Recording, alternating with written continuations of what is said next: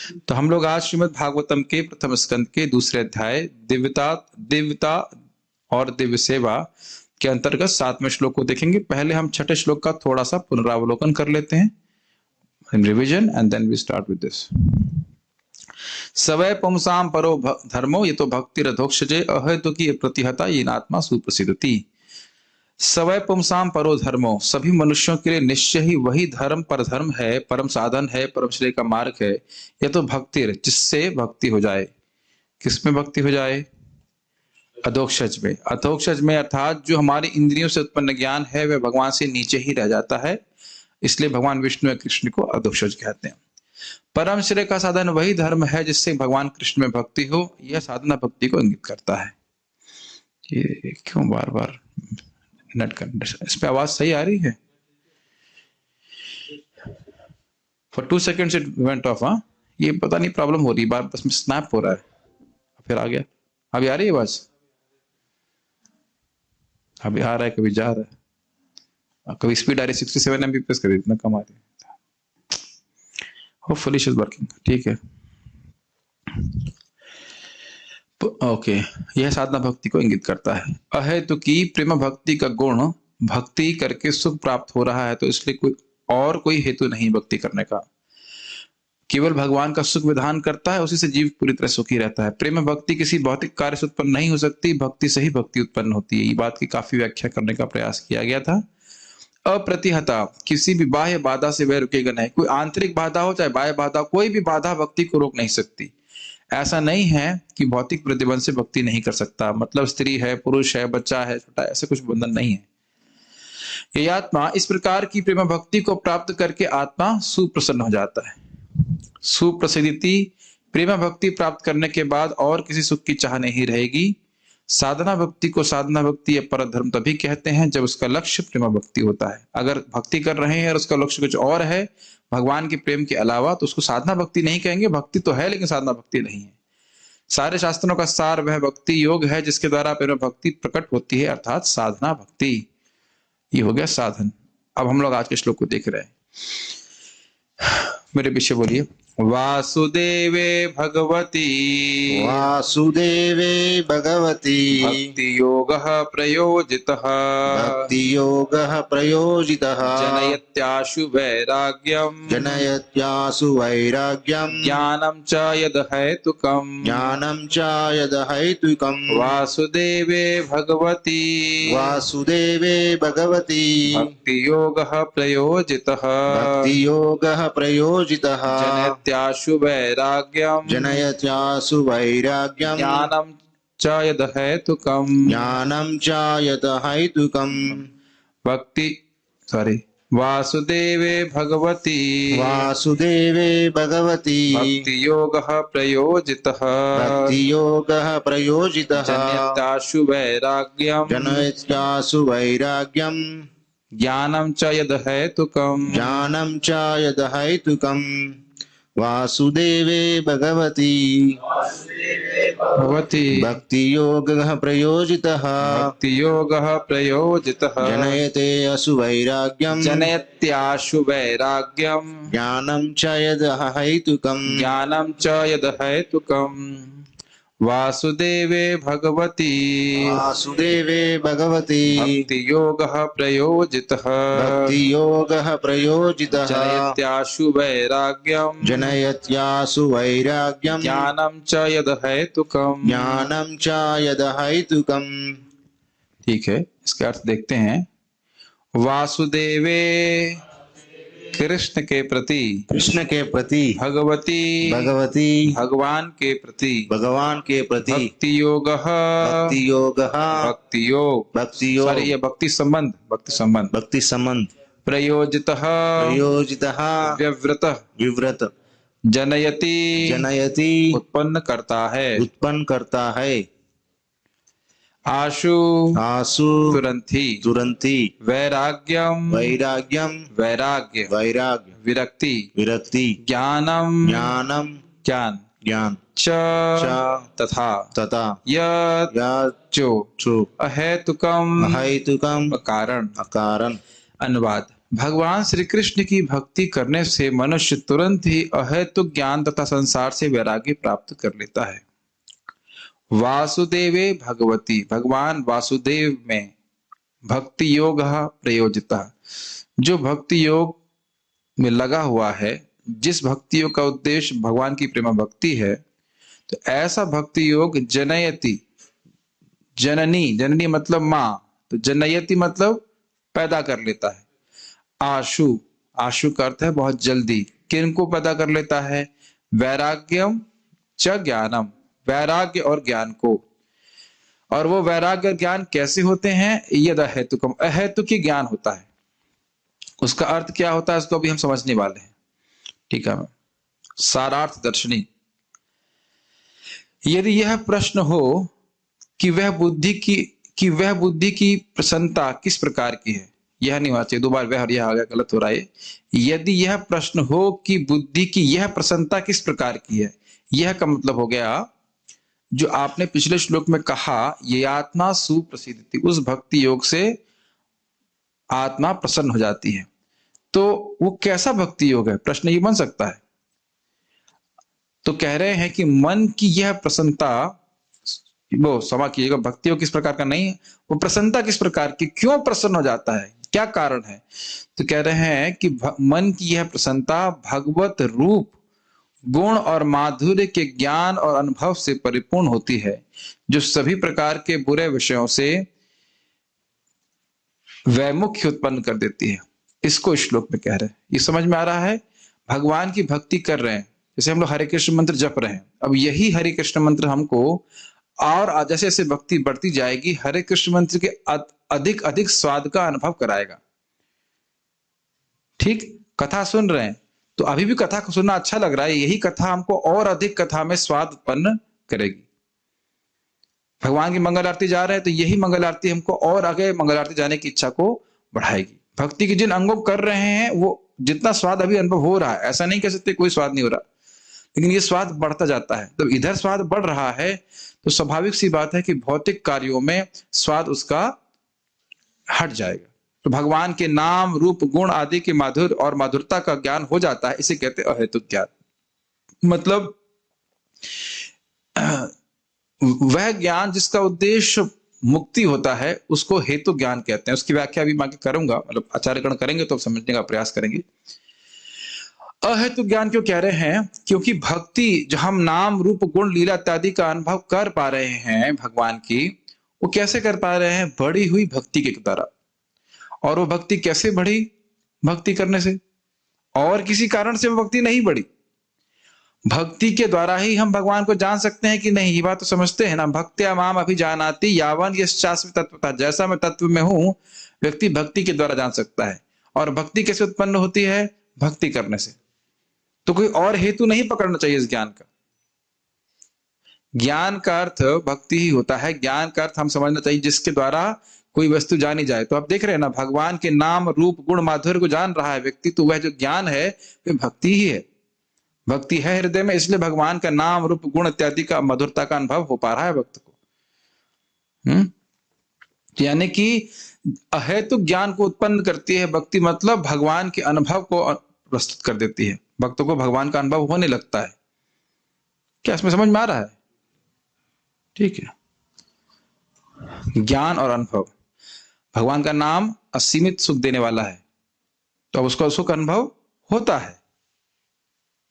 क्या इसमें कुछ कठिनाई हो रही है समझ में? ठीक है, बहुत परेशान कर रहे हैं नेट। आप वहां पे आवाज ठीक आ रही है? बार बार जा रहा है, आ रहा है, जा रहा है, आ रहा है, यहाँ पे पता नहीं क्या कर रहा है। It's too much trouble. Anyways, go forward. Okay. प्रायोजित का अर्थ देखिए, प्रयोजितः अर्थात, प्रायोजित नहीं होना चाहिए, प्रयोजित शब्द होना चाहिए, थोड़ा स्पेलिंग मिस्टेक हो गई। प्रयोजितः अर्थात प्र मतलब प्रकृष्ट और युज मतलब जुड़े हुए। ये समझते हैं? योग युज, युज मतलब होता है जोड़ना। तो कह रहे हैं प्रयोजित अर्थात प्रकृष्ट रूप से दास्य, साख्य और अन्य प्रेम भावों से यह भक्ति युक्त होती है। भक्ति योग प्रयोजितः मतलब ये जो भक्ति योग है इसमें दास्य, साख्य, वात्सल्य भाव आदि युक्त होते हैं।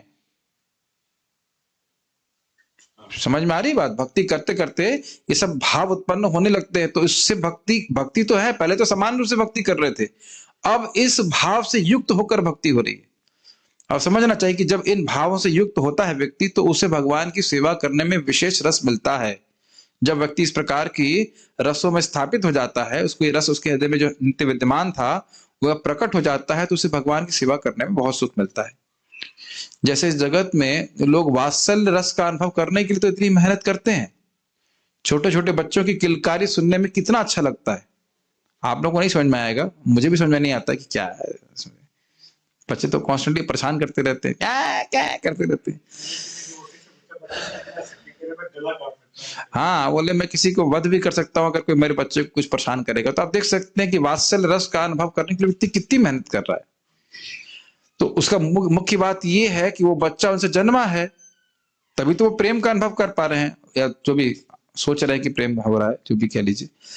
तो यहाँ पे बात हो रही है कि जब भगवान से इस प्रकार का संबंध हो जाता है, दास्य भाव में या साख्य भाव में, वात्सल्य भाव में, माधुर्य भाव में, किसी रस में भी, तो भक्त को भक्ति करने में बहुत सुख मिलता है। बहुत का मतलब अनंत सुख मिलता है। तो कह रहे हैं प्रयोजित का मतलब हो गया इस भक्ति में भगवान के प्रति जो 5 भाव हैं उनसे कोई एक भाव से भक्त युक्त रहता है, युज्य रहता है, योजित रहता है। Make sense? भक्ति योग वो बार मिस्टेक हुई, प्रायोजित नहीं, प्रयोजितः का एक अर्थ यह भी है कि इसमें भक्ति योग को ही प्रयोजन अर्थात लक्ष्य के रूप में रखा गया है, अन्य किसी लक्ष्य को नहीं। समझ में आया? पिछले श्लोक में चर्चा कर रहे थे ना, साधना भक्ति को साधना भक्ति तभी कहते हैं जब उसका लक्ष्य प्रेम भक्ति होता है। तो यहाँ पे कह रहे हैं प्रयोजिता मतलब इसका प्रयोजन। ये भक्ति योग कैसा है? भगवान वासुदेव की भक्ति तो कर रहा है, लेकिन किस प्रकार का भक्ति योग है? जिसका उद्देश्य भगवान में शुद्ध प्रेम भक्ति हो। तो जब इस प्रकार का उद्देश्य होता है तो भक्ति, ऐसी भक्ति जिसमें उद्देश्य है भगवान की प्रेम भक्ति, वो अपने आप ही ज्ञान और वैराग्य को उत्पन्न कर देती है। कौन सा ज्ञान? भगवान के नाम रूप गुण लीला माधुर्य का अनुभव करना और इस जगत की हर वस्तु से वैराग्य हो जाना। समझ आ रहा है? यस। भक्ति के अभ्यास में ज्ञान और वैराग्य के लिए पृथक रूप से यत्न करने की आवश्यकता नहीं होती है, क्योंकि भक्ति स्वयं ही इनको उत्पन्न कर लेती है। अपने ही जीवन में भक्त अनुभव करता है कि जो बुरी आदतें उसकी छूट नहीं रही थी, भगवान का नाम जप करने से, भक्तों का संग करने से वो कहां गायब हो जाती है मालूम नहीं चलता है। कितने ही लोग, एक भक्त बता रहे थे, माता जी थे, थोड़े वृद्ध थी, तो कहती जब यहाँ वृंदावन आई थी, कह रही मेरी चाय कैसे छूटेगी? घर तो छूट गया, घर छोड़ के तो आ गया, लेकिन चाय शायद नहीं छूटेगी। लेकिन 2 महीने में कहाँ वो चाय की आदत चलेगी पता ही नहीं चला। बहुत सारे भक्तों का इस प्रकार का अनुभव है कि वो भक्ति करते हुए वो इच्छाएं कहाँ गायब हो गई मालूम ही नहीं चला, है कि नहीं? इच्छा भी नहीं आती वो सब कार्य करने के लिए। तो ये सब भक्ति का बड़ा तीव्र प्रभाव है, लेकिन तब इस प्रकार का तीव्र प्रभाव होगा जब हम लक्ष्य क्या रखेंगे? भगवान के प्रेम मुझे प्राप्त करना है। तो बड़ी जल्दी भक्ति कार्य करती है। हमने कल भी सुना था कि भक्ति सब सारे अनर्थों को ध्वंस कर देती है, लेकिन भक्ति को कोई ध्वंस नहीं कर सकता है। ये सब सुनना बहुत जरूरी है, क्योंकि हम पहले भी चर्चा कर चुके हैं। शुद्ध नाम मतलब संबंध ज्ञान से युक्त होकर के अपराध शून्य नाम लेना, ये शुद्ध नाम कहलाता है। संबंध ज्ञान होना चाहिए, हमें पता होना चाहिए कि हम भक्ति क्यों कर रहे हैं। कि मैं फिर से रिपीट कर रहा हूं, भक्ति में और हर जगह इंटेंशन का बहुत महत्व होता है। किस इंटेंशन से, किस उद्देश्य से हम कोई कार्य कर रहे हैं, तो आप समझ सकते हैं कि किस उद्देश्य से कर रहे हैं, वह हमको श्रवण करके समझ में आएगा, या एटलीस्ट किस लिए करना चाहिए ये समझ में आएगा।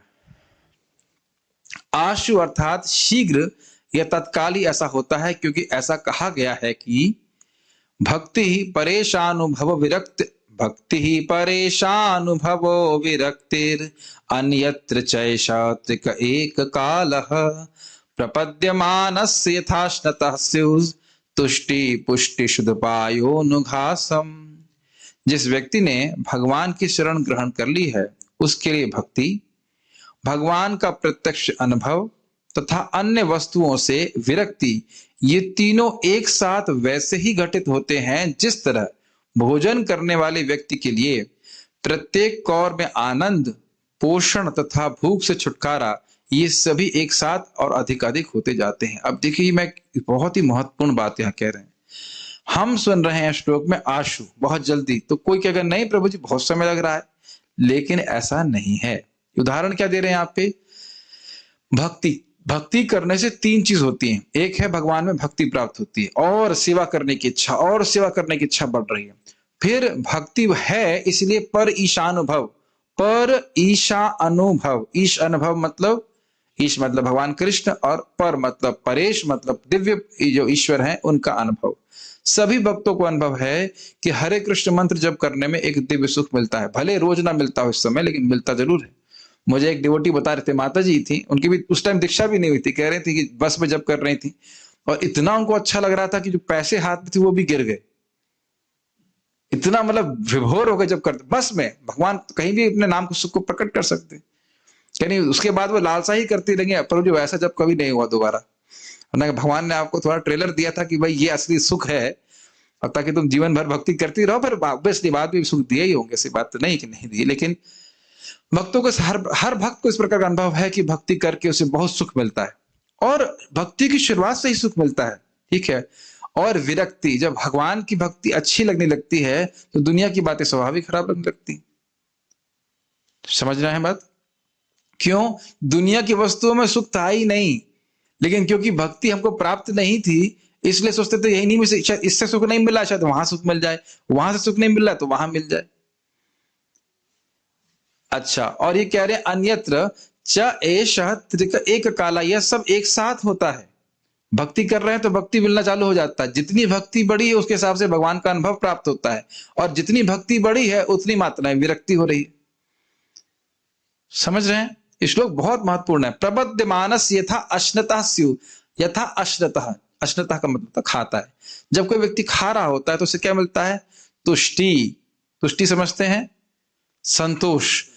आहा जैसे महाराज, इसी श्लोक को आज महाराज सुन रहा था। महाराज कह रहे थे कि कोई व्यक्ति था, जाड़े का समय था, और वो चाय पी रहा था, और चाय पीते पीते उसका इतना गुणगान कर रहा था चाय का, जैसे लग रहा है कि तीनों लोगों का राज्य उनको प्राप्त हो गया। आहा, ये चाय कितनी अच्छी है। तो लोग बोलते हैं कई बार, प्रसाद खा रहे हैं, प्रसाद पूरा भी समाप्त नहीं किया है, लेकिन हर कौर पे आहा आहा आहा करते रहते, बहुत अच्छा बना है। तुष्टि होती है कि नहीं?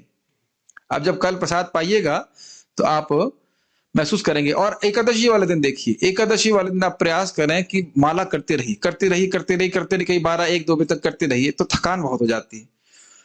उसके बाद आप प्रसाद पाएंगे तो तुरंत लगेगा कि बॉडी में अब शक्ति आ गया। आता है कि नहीं? अनुभव किए इस बात को? पुष्टि होती है, तुरंत अनुभव करते हैं कि हम जो है पुष्ट हो गए। और शुद्ध पाया तो आप समझते ही हैं, शुद्ध पाया मतलब भूख की शांति।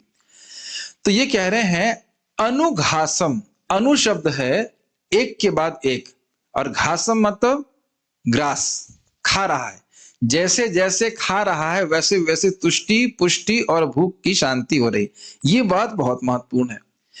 ये बताइए कि हम लोग जब भूखे होते हैं सुबह, और जब हम प्रसाद ग्रहण करते हैं तो पहले कौर के ही संग तुरंत आशु, तुरंत भूख शांत होती है कि नहीं होती है? मैं भाई का नाम भूल गया, क्या है? अजय प्रभु। भूख लगती है तो पहले कौर के संग कुछ संतोष मिलता है खाने में? आप समझ नहीं पाए मेरी बात। अरे पहला कौर खाते तो अच्छा नहीं लगता कुछ, फिर एकदम मालूम बहुत कमजोर आदमी हो तो कुछ खाएगा तो लगेगा हाँ कोई कुछ शक्ति है। पहले कौर में अच्छा लगता है, बल्कि आप देखें पहले 5 कौर ही सबसे अधिक तुष्ट करने वाले होते हैं। देखे ना, ध्यान दीजिएगा, पहले 5 कौर बड़े संतुष्ट करते हैं, उसके बाद हम पेट भर लेते हैं। रोज देखिएगा हर बार ऐसा होता है। मैंने सुना ये पहले 5 प्राणों को यह आहुति दी जाती है। हमारे शरीर में जो 5 प्राण होते हैं, जो हमारे 5 पहले कौर होते हैं, वो 5 प्राणों को आहुति दी जाती है। हाँ, हर दिन इस प्रकार से आप अनुभव कर सकते हो। खूब आप उत्साह से भोजन करने जाएंगे, 5 कौर आपको बहुत अच्छे लगेंगे शुरुआत में, तुष्टि तुरंत अनुभव करते हैं। तो आप देख रहे हैं तुरंत ही अनुभव होता है। ठीक, और फिर पुष्टि। तो कहने का अर्थ यह है कि तुष्टि पुष्टि, अच्छा तुरंत कुछ भूख शांत होती है कि नहीं, कुछ शांत होती है कि नहीं? इसीलिए शब्द यहां पर रखा है अनुघासम। होना शुरू हो जाता है पहले ग्रास के ही संग, लेकिन जैसे जैसे ग्रास लेते जाते हैं, खाते जाते हैं, वैसे वैसे तुष्टि, पुष्टि और शुद्ध पाया, यानी कि भूख की शांति और अधिक हो जाती है। क्या अर्थ समझ रहे हैं? जैसे जैसे नाम जप करते जाएंगे, कथा श्रवण करते जाएंगे, भक्ति करते जाएंगे, वैसे वैसे व्यक्ति को भगवान की भक्ति बढ़ती जाएगी, भगवान का अनुभव प्राप्त होगा अधिक, और जगत से विरक्ति अधिक अधिक होती जाएगी। ठीक, ये कुछ श्लोक समझ में आ रहा है? यस, ये श्लोक हमारे लिए बहुत महत्वपूर्ण है, क्योंकि हमारे हृदय में कुछ भी मान लो आसक्ति है कि भाई इसमें आसक्त हूं, मान लो खाने में आसक्त हूं, या किसी नींद में आसक्त हूं, या किसी और वस्तु में आसक्त हैं, आप भक्ति करते जाइए, देखेंगे कि सभी कुछ वस्तुओं से अनासक्त हो जाएंगे। बस करते जाइए, भक्ति को छोड़ना नहीं है। भक्ति के प्रभाव से हम सोचने से तुष्ट पुष्ट और भूख शांत नहीं होती हमारे सोचने की। सोचते रहे चिंतन से नहीं चलेगा, खाने से होगा ना। ऐसे जाप करते रहे, चाहे कितना घोर आसक्त व्यक्ति हो क्यों ना हो, वह निरासक्त हो ही जाएगा। ये श्लोक बहुत महत्वपूर्ण, खाने वाला एग्जाम्पल हमें से रखना चाहिए दिमाग में। इसीलिए भक्त को प्रयास करना चाहिए कि अधिक से अधिक इस जीवन में हम भक्ति कर सकें। आवाज पूरी आ रही है? कोई दिक्कत नहीं, ठीक। अनुघासम याद रखिएगा, एक के बाद एक, एक के बाद एक, बार बार आप जप कर रहे हो, जितनी बार आप जप कर रहे हैं आपकी भक्ति बढ़ रही है। आज ये बहुत परेशान कर रहा है नेट मेरे को। Let me just stop it for now. Okay, ठीक है, आगे पढ़ते हैं। परंतु अब मान लो कोई विरोध प्रस्तुत करे, अरे भाई ज्ञान से तो मुक्त हो जाता है जीव और भगवान की ब्रह्म ज्योति में मिल जाता है। तो यहां तो आप कह रहे हो कि ना, भगवान से, भगवान के नाम रूप गुण लीला का अनुभव करता है, वो वाला ज्ञान होता है। परंतु जिसके पास ज्ञान होता है वह तो मुक्ति प्राप्त करता है। अब देखिए ये कौन सा ज्ञान है? ये ज्ञान का जो अनुशीलन है वो इसलिए कि हम अब जो है जगत में संसार बंधन में फंसे हुए हैं, तो अब हम इस जगत से मुक्त हो जाएं। और मुक्ति के बाद जब वो मुक्त हो जाता है, तब वो ज्ञान के लिए जो प्रयास कर रहा था उसको त्याग देता है। जैसे कोई व्यक्ति नाव से तट पे लग गया तो नाव को भूल जाता है कि नहीं, या जैसे कोई व्यक्ति ट्रेन जा रहा हो, कहीं पे सीट पे बहुत आसक्त रहता है, हमसे ये सीट है, ये सीट है, ये सीट है, लेकिन जैसे ही अपने गंतव्य को प्राप्त कर लेता है, वो ट्रेन की सीट को याद नहीं रखता है। तो इस प्रकार का जो ज्ञान है वह हेतु ज्ञान है, क्योंकि इसका उद्देश्य क्या है? ब्रह्म में सायुज्य हो जाना, भगवान में लीन हो जाना, भगवान की जो शरीर से निकलने वाली दिव्य ज्योति है उसमें जाकर मिल जाना, बस। उसके बाद कहां साधन करना? कुछ नहीं करना। तो इनका ज्ञान का हेतु है, लेकिन यहां क्या बात बोल रहे? अहेतु की ज्ञान। इसका कोई इस प्रकार का ज्ञान नहीं है जिसका उद्देश्य मुक्ति हो, और उसके बाद अब मुझे और कुछ ज्ञान नहीं चाहिए। भगवान की भक्ति से जो ज्ञान उत्पन्न होता है वो क्या है? नाम रूप, भगवान के नाम रूप गुण लीला आदि का माधुर्य उसके अनुभव कर पाता है, और उसका तो कोई अंत है ही नहीं। तो मुक्ति के बाद भी वो भक्ति करता रहता है। कुछ समझ में आ रही होगी, बहुत सी बातें रिपीट हो रही, शायद समझ में आने लग गई होंगी। यदि यह विरोध हो तो इसके उत्तर में कहा जा रहा है कि यह ज्ञान अहेतुक है, अर्थात इसमें सायुज्य मुक्ति की स्पृहा नहीं होती। कुछ लोग सायुज्य नहीं समझते होंगे। युज मतलब जुड़ जाना, मिल जाना। सायुज्य मतलब भगवान श्री कृष्ण के शरीर से निकलने वाली दिव्य ज्योति को ब्रह्म ज्योति कहा जाता है। क्या कहते हैं? ब्रह्म ज्योति। तो सायुज्य मुक्ति का मतलब है आत्मा उस ब्रह्म ज्योति में जाकर के मिल जाए, वो अपने स्वरूप को नहीं प्राप्त कर पाए। तो कह रहे हैं कि ये जो ज्ञान है ये अहेतुक ज्ञान है, मतलब इस ज्ञान का अनुशीलन जो हो रहा है, अभ्यास हो रहा है, भक्ति का योग का अभ्यास हो रहा है, उसमें ऐसा ज्ञान उत्पन्न नहीं होता जिससे कि जीव मुक्ति को प्राप्त हो जाए। मुक्ति मतलब सायुज्य मुक्ति को प्राप्त हो जाए। भगवान के धाम तो भक्त जाते ही हैं, लेकिन अपने अस्तित्व को नष्ट कराने वाले ज्ञान ऐसा नहीं है, इसलिए इसको अहेतुक कह रहे। समझिए थोड़ा, इसको आगे पढ़ेंगे, समझ में आएगा। अहेतुकम शब्द हेतु से आया है, इतना तो समझ में आता है। अहेतुकम जिसका हेतु नहीं है। तो ये शब्द किस शब्द से आ रहा है? हेतु शब्द से। अकारण शब्द किससे आता है? कारण से, जिसका कारण नहीं हो। तो कह रहे हैं अहेतुकम शब्द हेतु से आता है, जिसका अर्थ है प्रयोजन या कारण। जैसे यदि ये कहें कि यह खाने के लिए जीता है, तो इसका अर्थ क्या होगा? यह है कि वह भोजन के उद्देश्य से जीता है। आपने सुना है ना, खाने के लिए मत जियो, जीने के लिए खाओ, सुना है ये बात। तो कह रहा है कि कोई व्यक्ति अगर ज्ञान का अनुशीलन कर रहा है ताकि उसे सायुज्य मुक्ति मिल जाए, तो किसी हेतु से वह ज्ञान प्राप्त कर रहा है, करने का प्रयास कर रहा है, तो यह हेतु ज्ञान हुआ। इसका हेतु क्या है? मुक्ति प्राप्त करने के लिए। जैसे कोई व्यक्ति भोजन के लिए जी रहा है, अर्थात भोजन के उद्देश्य से जी रहा है, उसी प्रकार से कुछ लोग जो ज्ञानी लोग हैं वह मुक्ति प्राप्त करने के लिए ज्ञान का अनुशीलन करते हैं। तो वह हेतु ज्ञान नहीं हुआ, उसका एक हेतु है। इसलिए श्लोक में ज्ञानम अहेतुकम का अर्थ है वह ज्ञान जिसका लक्ष्य मुक्ति नहीं होता है। तब ये कौन सा ज्ञान है? अतएव उस भक्ति का अभ्यास जिसमें अहेतु की ज्ञान प्रकट होता है उसमें सायुज्य मुक्ति नहीं हो जाती। मतलब भगवान और भक्त दोनों विद्यमान रहते हैं और भक्त भगवान के गुणों का अनुभव करता है, उनसे प्रेम करता है, समझ आया? और भगवान उसकी सेवा स्वीकार करते हैं, उसको सुख देते हैं। भक्त भगवान को सुख देता है भक्ति करके और भगवान भक्त को सुख देते हैं। कोई कठिनाई इसमें और कोई हेतु नहीं होता। जैसे हनुमान जी, उस पे तो बहुत सारे श्लोक भक्ति साम्य सिंधु में आए हैं, मैं कुछ कुछ को आगे उद्धृत करूंगा। हनुमान जी कहते हैं भगवान मुझे मुक्ति नहीं चाहिए, जहां आपके स्वामी और मेरे दास होने का जो संबंध है वह नष्ट हो जाए। मतलब वही भगवान हनुमान जी भी कह रहे हैं कि मुझे सायुज्य मुक्ति नहीं चाहिए भगवान, मैं चाहता हूं कि मैं आपका दास रहूं, आप मेरे स्वामी रहें और मैं आपकी सेवा करूं। तो क्यों ऐसा कह रहे हैं? भगवान की सेवा करके उनको अनंत सुख मिल रहा है ना, मुक्ति की स्प्रिया ही नहीं। क्या चीजें क्लियर हो रही? ठीक है। यहां ज्ञान का अर्थ है भगवान के रूप, गुण और माधुर्य का ज्ञान। जैसे चैतन्य चरितामृत में वर्णन है कि श्रील रघुनाथ दास गोस्वामी जी को महाप्रभु ने गिरिराज जी की शिला दी और जब वे गिरिराज जी की सेवा करते थे, और मैं तक स्मरण आ रहा शालिग्राम भी था उनके पास, शालिग्राम और गिरिराज जी तो था ही, गिरिराज जी तो थे ही। तो जब वो गिरिराज जी को देखते तो उसमें साक्षात उनको श्याम सुंदर दिखाई पड़ते। अभी हमको तो इस प्रकार से नहीं दिखता है, लेकिन उनको क्यों दिख रहा था बताइए? क्योंकि उनको प्रेमा भक्ति प्राप्त थी। गिरिराज जी साक्षात कृष्ण हैं, लेकिन हमारी भक्ति कितनी बड़ी हुई है उस पर निर्भर करता है। एक बार श्रील प्रभुपाद से किसी ने पूछा हम कृष्ण बलराम जी के सामने जाएं तो क्या मेडिटेट करें? कहते मेडिटेट करने की क्या जरूरत, तुम सामने उनके हो, उनको देखो। क्या प्रभुपाद जी कहे कि अरे तुम्हारी कोई भी समस्या हो तो कृष्ण बलराम जी के सामने चले जाओ, वो हैं यहाँ पे, तुम्हारी सारी समस्या का समाधान कर देंगे।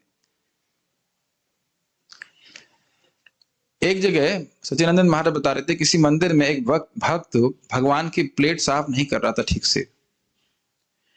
तो प्रभुपाद जी उस मंदिर में आए और उस भक्त को बुलाया, तुम भगवान की प्लेट ठीक से क्यों नहीं साफ कर रहे हो? भगवान मुझे बता रहे हैं कि तुम प्लेट ठीक से साफ नहीं कर रहे हो। समझ में आया कितने महान है श्री प्रभुपाद जी। अच्छा, प्रभुपाद जी वृंदावन मंदिर क्यों बना को पता ही होगा, सब बड़ी प्रसिद्ध बात है। प्रभुपाद जी ने कहा कि मैं तो वापस नहीं आना चाह रहा था इंडिया, लेकिन रुक्मिणी द्वारकाधीश ने, लॉस एंजलिस के ठीक ठाकुर जी, वो बोले कि तुम वृंदावन वापस जाओ, वहां तुमको हम इस मंदिर से 100 गुना अच्छा मंदिर देंगे।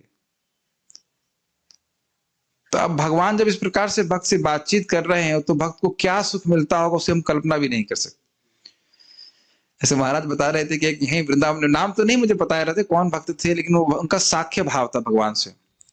तो रोज भगवान के लिए पंखा चलते थे। पंखा चलने का मतलब समझ रहे हैं, वो जो रस्सी वाला पंखा चलते थे, आपने देखा होगा, अभी भी आजकल कहीं कहीं मंदिर में है, राधा वल्लभ मंदिर में बता रहे हैं प्रभु कि रस्सी से खींचा जाता है। ऐसे नहीं फैंग चला दी चलो भगवान अपने यहाँ मस्त हम अपने मस्त, ऐसे नहीं।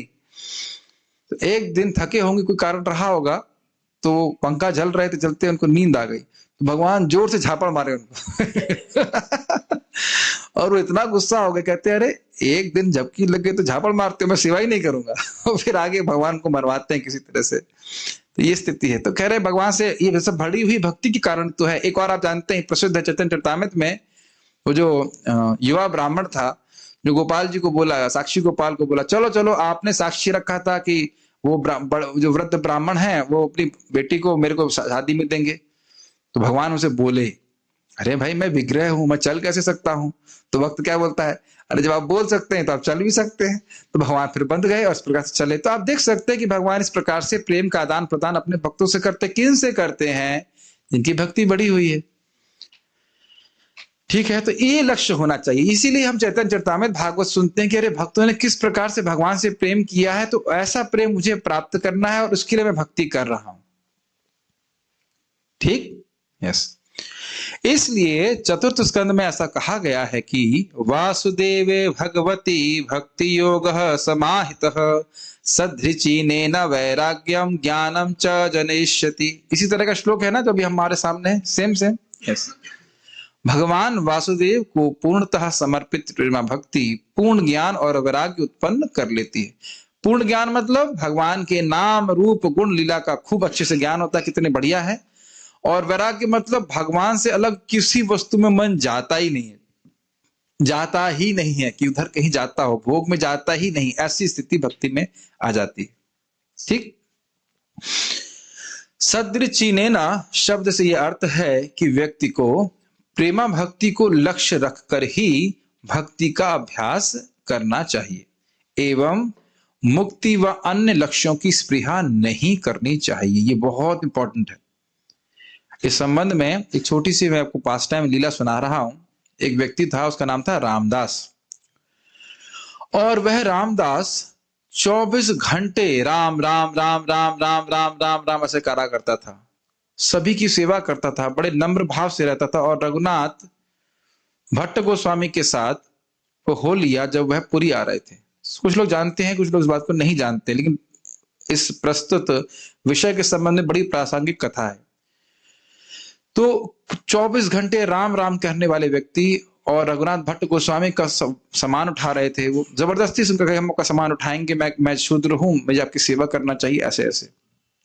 तो बड़े संकोच से वे रघुनाथ भट्ट गोस्वामी उनको दिए और वो उनके संग हो लिए। और जब वो महाप्रभु से मिले तो महाप्रभु ने रघुनाथ भट्ट को तो एकदम गले से लगा लिया, लेकिन रामदास की बिल्कुल उपेक्षा कर दी। वही महाप्रभु जो गडरिये समझते हैं, मतलब भेड़ चराने वाले, जो भी गाय चराने वाले लोग, वो महाप्रभु को हरि हरि बोल दिए तो महाप्रभु कहते थे, कृतार्थ हुईला आमी सुनाइला हरि नाम, मैं कृतार्थ हो गया कि तुमने मुझे हरि नाम सुनाया। लेकिन ये रामदास 24 घंटे राम राम कर रहा है, उसकी उपेक्षा कर दिया, बात भी नहीं की उससे। तो वहां पे कृष्णदास कविराज गोस्वामी कहते हैं कि वह रामदास राम राम तो करना चाहता था, लेकिन किस लिए? स्वयं राम बन जाने के लिए, राम में मिल जाने के लिए। तो इस प्रकार की सायुज मुक्ति की इच्छा से भगवान प्रसन्न नहीं होते। स्पष्ट समझ में आ रहा है? इसलिए जब भगवान प्रसन्न नहीं होंगे तो फिर हम कैसे प्रसन्न होंगे? ये स्पष्ट समझ में आना चाहिए। भक्ति में व्यक्ति तभी प्रसन्न होगा जब भगवान प्रसन्न होंगे। तो इस प्रकार की इच्छा, जो सायुज की इच्छा रखता है, उससे भगवान प्रसन्न नहीं होते। ठीक है। भगवान चाहते हैं कि हर जीव का जो नित्य संबंध है, उस संबंध में स्थित होकर जीव उनकी सेवा करे। तो उसको लक्ष्य करके जब हम भक्ति कर रहे हैं तो भगवान की सहायता हमारी तरफ से होती है, हमारे पे होगी। ये बात आप गीता में भी पढ़ चुके हो। कृतक कृतश्च भारत, 15वां अध्याय आखिरी श्लोक। क्यों? जो समझ रहा है कि मैं भगवान का नित्य दास हूं, मुझे भगवान के चरणों में प्रेम भक्ति प्राप्त करनी है और उसके लिए मुझे भगवान की भक्ति करनी है, ऐसा व्यक्ति निष्फल हो ही नहीं सकता। उसके सारे प्रयास सफल होंगे ही। इसीलिए फिलॉसफी सिद्धांत को समझना बहुत जरूरी है। भगवान स्वयं आपकी मदद करेंगे। एक एग्जाम्पल प्रभुपाद जी की लीला से। प्रभुपाद जी से किसी ने पूछा कि प्रभुपाद जी, ये मैं अगर परफेक्ट होना चाहूं तो भगवान मेरी मदद करेंगे क्या? अगर मैं पूर्ण होना चाहूं तो प्रभुपाद जी कहे कि इस पे निर्भर करता है कि आपकी इच्छा क्या है। यदि आप भगवान के दास बनना चाहते हैं तो भगवान आपकी मदद करेंगे, लेकिन अगर आप भगवान बनना चाहते हैं तो भगवान स्पर्धा को क्यों प्रोत्साहन दें? तुम भगवान बनना चाहते तो भगवान दूसरे भगवान को क्यों बनने देंगे? Make sense? Why should God encourage competition? तो कहने का अर्थ है कि भगवान बनने की इच्छा, ये मुक्त हो जाने की इच्छा इस प्रकार से कि मैं भगवान मिल जाऊंगा, ये भगवान को पसंद नहीं करती। ठीक है। कुछ बातें समझ में आ रही होंगी, सुनना चाहिए इसको ठीक से। अगला श्लोक यह प्रदर्शित करता है कि इस प्रकार की भक्ति एक अन्य प्रकार की भक्ति को जन्म देती है। अगला श्लोक मतलब 1.2.8 नहीं, इसी का श्लोक कोट किया गया, इसी के नेक्स्ट वाला। सोचिरादेव राजर्षे स्यादच्युत कथाश्रयः शृण्वता श्रद्धधानस्य नित्यदास्यादधीयतः। हे राजर्षि, ये प्राचीन वर्षित को नारद जी कह रहे हैं, जो श्रद्धावान है, जो भगवान की महिमा का निरंतर श्रवण करता रहता है, निरंतर कम से कम दिन में एक बार तो होना चाहिए, इतना अंतर नहीं, दिनांतर नहीं होना चाहिए, दिन का अंतर नहीं होना चाहिए, जो सदैव कृष्ण चेतना के अनुशीलन तथा भगवान के कार्यकलापों को सुनने में लगा रहता है, वह शीघ्र ही भगवान का साक्षात्कार करने के योग्य हो जाता है। तो समझ में आया किस भक्त, पिछले श्लोक में बोला गया था 4.29.37 में कि भक्ति वैसी भक्ति होनी चाहिए जो उसका लक्ष्य प्रेम भक्ति हो, और इसमें बता रहा है कि जो इस प्रकार से लगा रहता है, भगवान की भक्ति में सदा ही लगा रहता है, साधना भक्ति करता ही रहता है, कभी छोड़ता नहीं है, तो उसको भगवान की प्रेम भक्ति प्राप्त हो जाती है, जिससे भगवान का अनुभव प्राप्त होता है। तो यहाँ पे भी स्थापित हो रहा है कि भक्ति का लक्ष्य क्या होना चाहिए? प्रेम भक्ति, जिसके द्वारा भगवान का अनुभव प्राप्त हो। मुक्ति इसका लक्ष्य नहीं होना चाहिए। तो श्लोक के द्वारा यह स्थापित होता है कि भक्ति ही स्वयं साधन और साध्य के रूप में कार्य करती है, ना कि ज्ञान और वैराग्य। ये समझ में आता है बात? यानी कि भक्ति को प्राप्त करने के लिए ज्ञान और वैराग्य की आवश्यकता नहीं है, भक्ति अपने आप ही भक्ति को जागृत कर देती है। मैं जागृत शब्द यूज कर रहा हूं, उत्पन्न करना ठीक नहीं रहेगा, क्योंकि देखिए इसको कहा जाएगा, किस प्रकार से समझाएं। भक्त नित्य सिद्ध कृष्ण प्रेम साध्य को बुनोए, श्रवण आदि शुद्ध चित्त कौरिबे उदय। भक्ति सभी के हृदय में है, कभी साध्य नहीं, कोई प्राप्य वस्तु नहीं है। केवल जब हृदय शुद्ध हो जाता है श्रवण की कीर्तन के द्वारा, तो अपने आप ही प्रकट हो जाती है। जैसे आप देख सकते हैं कि हम जहां बैठे हैं उसके नीचे जल है, धरती के नीचे जल है कि नहीं? तो अब जल, हम बोरिंग करते हैं, कुछ भी करते हैं, तो उससे बोरिंग किए बिना तो जल की प्राप्ति होती नहीं है, लेकिन बोरिंग करने से जल बनाया नहीं गया है। समझ रहे हैं? अगर हम साधना भक्ति ना करें तो प्रेम भक्ति प्राप्त नहीं होगी। सामान्य तरह बात कर रहा हूं, किसी भक्त विशेष की कृपा हो जाए वो अलग बात है। सामान्यतः अगर हम साधना भक्ति ना करें तो प्रेम भक्ति प्राप्त नहीं होती। लेकिन साधना भक्ति से भक्ति का निर्माण नहीं हो रहा है, केवल प्राकट्य हो रहा है। प्राकट्यम हृदय साध्यता, प्रकट होना और निर्माण होने में थोड़ा अंतर हो रहा है। नहीं समझ में आ रहा है? भक्ति सभी के हृदय में, इसीलिए सभी लोग को बड़ा प्रसन्न होना चाहिए। भक्ति तो पहले से ही है, हम सभी लोग प्रेम करना चाहते हैं और प्रेम करना जानते हैं। जब शुद्ध हो जाएगा हृदय भक्ति करके करके, तो वह प्रेम प्रकट हो जाएगा। बस ये बात बोली जा रही है। और जब प्रेम प्रकट होगा भगवान से, तो कृष्ण का अनुभव तो अपने आप ही है। अच्छा, एक और उदाहरण से समझ लीजिए। सूर्य क्या हम बनाते हैं? सूर्य तो नहीं बनाते हैं, सूर्य तो है। अब अगर किसी की दोनों आंख में मोतियाबिंद हो, तो अब अगर उसका मोतियाबिंद हटा दिया जाए, तो क्या वह सूर्य का निर्माण करके सूर्य को देखेगा, या सूर्य तो है बस खाली हट गया है, मोतियाबिंद हट गया है तो सूर्य दिख रहा है? तो यानी सूर्य तो प्राप्त नहीं है ना। सूर्य तो प्राप्त है, सूर्य तो सामने है, लेकिन हम देख नहीं पा रहे। मेरी बातें समझ पा रहे होंगे? तो भगवान तो मधुर हैं, लेकिन हम मधुरता का अनुभव तब कर पाएंगे जब हमारी अविद्या निवृत्त हो जाएगी भक्ति करके। भक्ति क्या है? प्रेमा भक्ति जहां हईते अविद्या विनाशा जायते। जैसे जैसे भक्ति बढ़ती जाएगी, अविद्या नष्ट होती चली जाएगी और हम भगवान का अनुभव और अधिक अधिक कर पाएंगे। Does it make sense? ठीक, ओके। नोट, ये नोट हमने भक्ति रसामय सिंधु से लिखा है, ये बहुत महत्वपूर्ण है, इसको समझने का प्रयास कीजिए। साधना भक्ति का अधिकारी कौन व्यक्ति साधना भक्ति कर सकता है? यह केनाप्यति भाग्येन जात श्रद्धोस्य सेवने, नाति सक्तो न वैराग्य भागस्याम अधिकार्यसौ। जिस व्यक्ति ने किसी अति भाग्य से भगवान की सेवा करने में श्रद्धा उत्पन्न कर ली है, और वह ना तो अति आसक्त है और ना वैरागी है, तो ऐसा व्यक्ति भक्ति का अधिकारी है। अति भाग्य का मतलब है जान अनजान उसे भक्तों का संग प्राप्त हो गया। कौन है? जान अनजान उसे भक्तों का संग हो गया, अब उसे भगवान की भक्ति करना अच्छा लगने लगा, श्रवण करना अच्छा लगने लगा। उसका उद्देश्य भी नहीं रहा कि मुझे भक्ति करनी है, लेकिन भक्तों के संग में आ गया, किसी तरह से आ गया। अब क्यों आया हम कह नहीं सकते, पहले कुछ सुकृत किया था, क्या सुकृत किया था हम जानते नहीं, लेकिन हम भक्ति में आ गए। हम सब लोग इसी प्रकार से आए, और अब भक्ति के शास्त्र में गीता भागवत को श्रवण करने में हमारी रुचि हो रही है। उसको सभी की रुचि है, किसी की कम है, किसी की ज्यादा, लेकिन रुचि सबकी है। तो अब हम सभी लोग अपने को देख लें ना, तो हमको क्या कह सकते हो कि हम बहुत आसक्त है, तो बहुत आसक्त भी नहीं है। अगर बहुत आसक्त होते तो फिर भागवत सुनने के लिए भी समय नहीं निकाल पाते, टीवी ही देखते रहते। इतने आसक्त तो नहीं है कि हम टीवी ही देखते रहे और भागवत को पढ़ने के लिए समय नहीं निकले। और इतने वैरागी भी नहीं है कि अब केवल बॉयल सब्जी खाएं या एकदम सूखा चना चबाएं। है ऐसा कोई? ऐसा भी नहीं है, ठीक है ना। कुछ लोग होते हैं, आप देखेंगे, जो बहुत वैरागी हैं, जैसे वो कपड़े भी नहीं पहनते हैं, बहुत अपने बालों को उखाड़ते हैं, ऐसे करके। ये सब कुछ करने की जरूरत नहीं है भक्तों को, इससे भक्ति बढ़ती भी नहीं है। तो क्यों भक्ति का अधिकारी कहते हैं जितना आवश्यक है उतना वैराग्य भक्ति देवी स्वयं उत्पन्न कर लेती है। मतलब कितना इतना वैराग्य होना चाहिए कि अब मांस न खाए, शराब नहीं पिए, दारू क्या कहते हैं अवैध स्त्री संग नहीं करे, इतना वैराग्य तो आवश्यक है।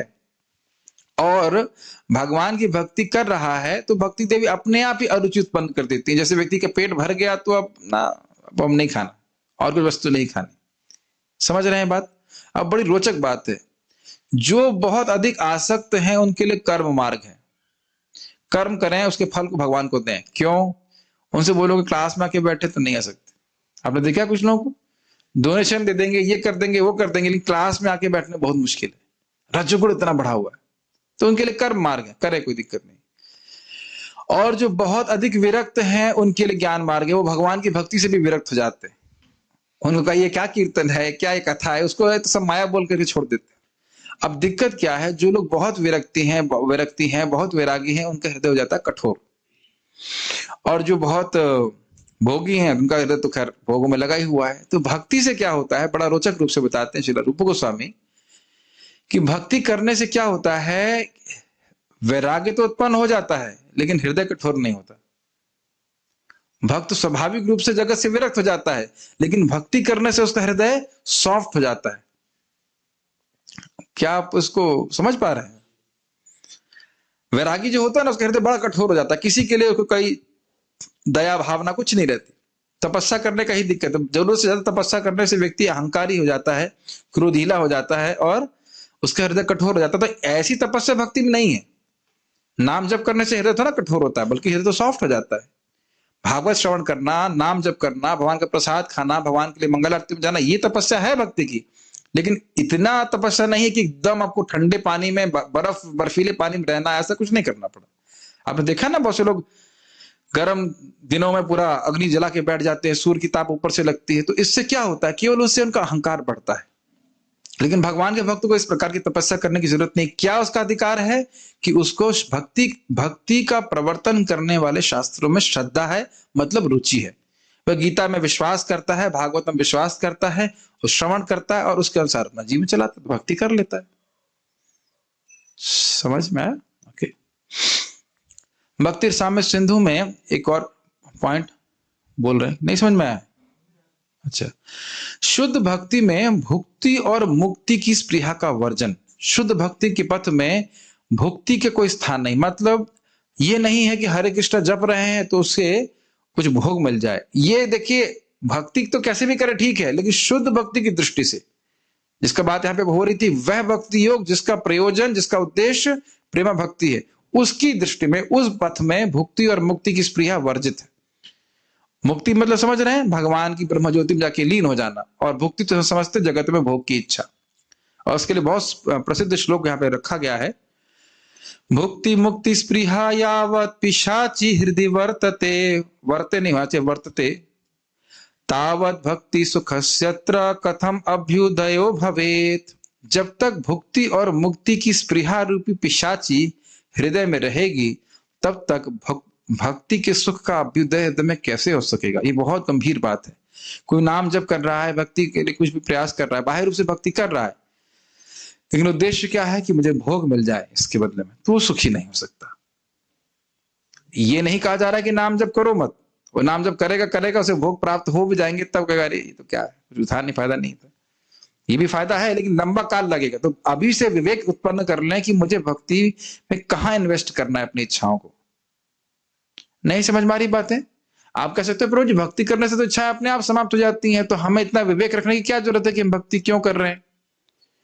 नहीं, अगर हम भक्ति कर रहे हैं और भोग इच्छा से कर रहे हैं तो भोग इच्छा पहले संतुष्ट हो जाएंगी, फिर उससे हम उपरत होंगे और उसके बाद उसमें काफी समय लग जाएगा।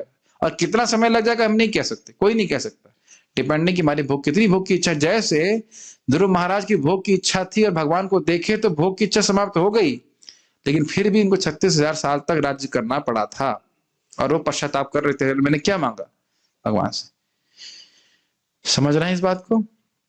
अच्छा, और इसको बहुत सारे श्लोकों में लिखा गया। मार्कंडेय ऋषि का भी वर्णन किया गया कि देखो ये ब्राह्मण को मुक्ति की भी इच्छा नहीं है, इसे भक्ति के सुख में कितना भाव विभोर। ऐसे करके रूप गोस्वामी के पास बहुत सारे श्लोकों को रखे हैं कि भक्त लोग मुक्ति की भी इच्छा नहीं करते, क्योंकि उनको भगवान के नाम रूप गुण लीला आदि का मधुरता का अनुभव होने लगता है, वो श्रेष्ठ है उससे। ठीक। और एक आगे चैतन्य चरितामृत में श्लोक है कि यदि भगवान की प्रेम की गंध भी भक्त को प्राप्त हो जाती है तो तृण तुल्य चारी पुरुषार्थ, उसके लिए जो धर्म अर्थ काम मोक्ष इत्यादि जो कुछ भी है, यानी भुक्ति मुक्ति जो कुछ भी है, वो तृण की तरह होती है। तृण को तो हम ध्यान नहीं रखते ना। तो इसलिए भक्त को यह समझते हुए कि भक्ति सर्वोत्कृष्ट है, उसको भक्ति को लक्ष्य करके ही भक्ति करनी चाहिए। थोड़ा प्रतीक्षा करनी पड़ेगी, लेकिन भगवान जब व्यक्ति को प्राप्त होगी भगवत भक्ति, तो वो कृतार्थ हो जाएगा। उससे श्रेष्ठ कोई वस्तु है नहीं। फॉलो कर रहे हैं ना, इसीलिए उसको आगे बता रहे हैं, तत्रापि च विशेषेण गति मणवीमन इच्छतः भक्तिर हृतमनः प्राणान प्रेमणा तान कुरुते जनान। बहुत सुंदर श्लोक है। किस प्रकार से अगर हम मुक्ति की इच्छा नहीं रखते हैं तो क्या होता है, देखिए। प्रेम के द्वारा भक्ति की श्रवण आदि क्रियाएं साधक के मन और इंद्रियों को हर लेती हैं, यदि वह मुक्ति की इच्छा नहीं रखता है। एक तरफ कहा कि भक्ति मुक्ति की प्रिया है तो भक्ति का सुख नहीं मिलेगा, और दूसरी तरफ कह रहे हैं कि मुक्ति की इच्छा नहीं है। अब मैं समझता हूं यहां किसी व्यक्ति की भी सायुज्य मुक्ति की इच्छा तो नहीं होगी ना, ब्रह्मज्योति मिल जाना है कोई नहीं। तो कह रहे अगर ये स्पृहा लेकर के भक्ति करता है, सॉरी, ये स्पृहा नहीं लेकर के भक्ति करता है, सायुज्य मुक्ति नहीं चाहता है और भक्ति कर रहा है, तो प्रेम बढ़ेगा उसका। और जैसे जैसे प्रेम बढ़ता जाएगा इतना सुख मिलेगा उसको कि उसकी मन और इंद्रियां सब हर ली जाएंगी। हरने का अर्थ समझ रहे हैं, मन और इंद्रियां सब भगवान में ही जाएंगे और कहीं नहीं जाएंगे।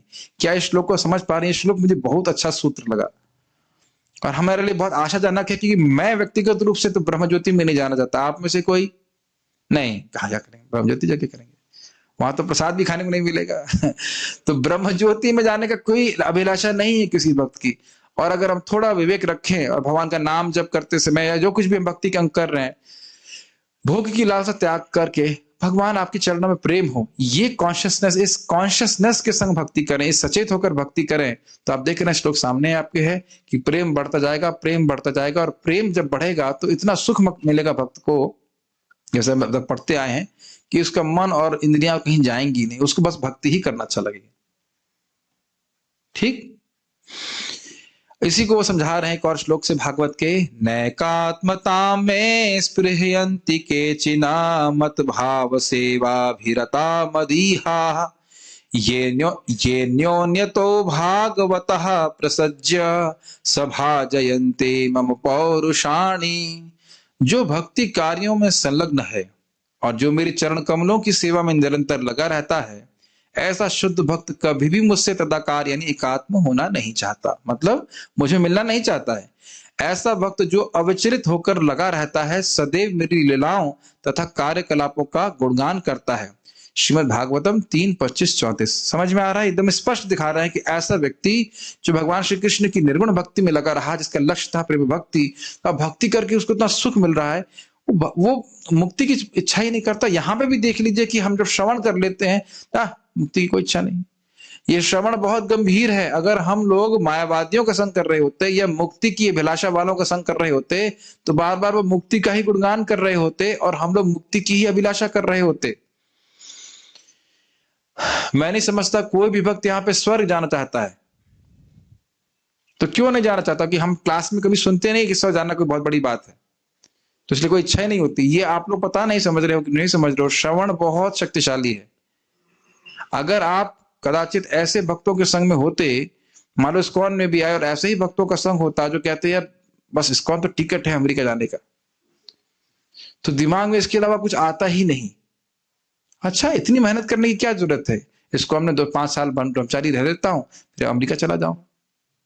मुझे बता रहे थे, एक महाराज जी बता रहे थे कि जब वो ज्वाइन किए थे तो वहां पे लिखा रहता हमारे मंदिर के बाहर कि जो लोग योग्य होंगे उनको अमेरिका भेजा जाएगा। तो बहुत लोग इसी बहाने इस्कॉन वृंदावन ज्वाइन कर लेते थे। तो सन 82 की बात है। तो इस प्रकार की बात है। तो ये अहेतु की भक्ति नहीं है, अहेतु की भक्ति है ये तो हेतु वाली भक्ति है।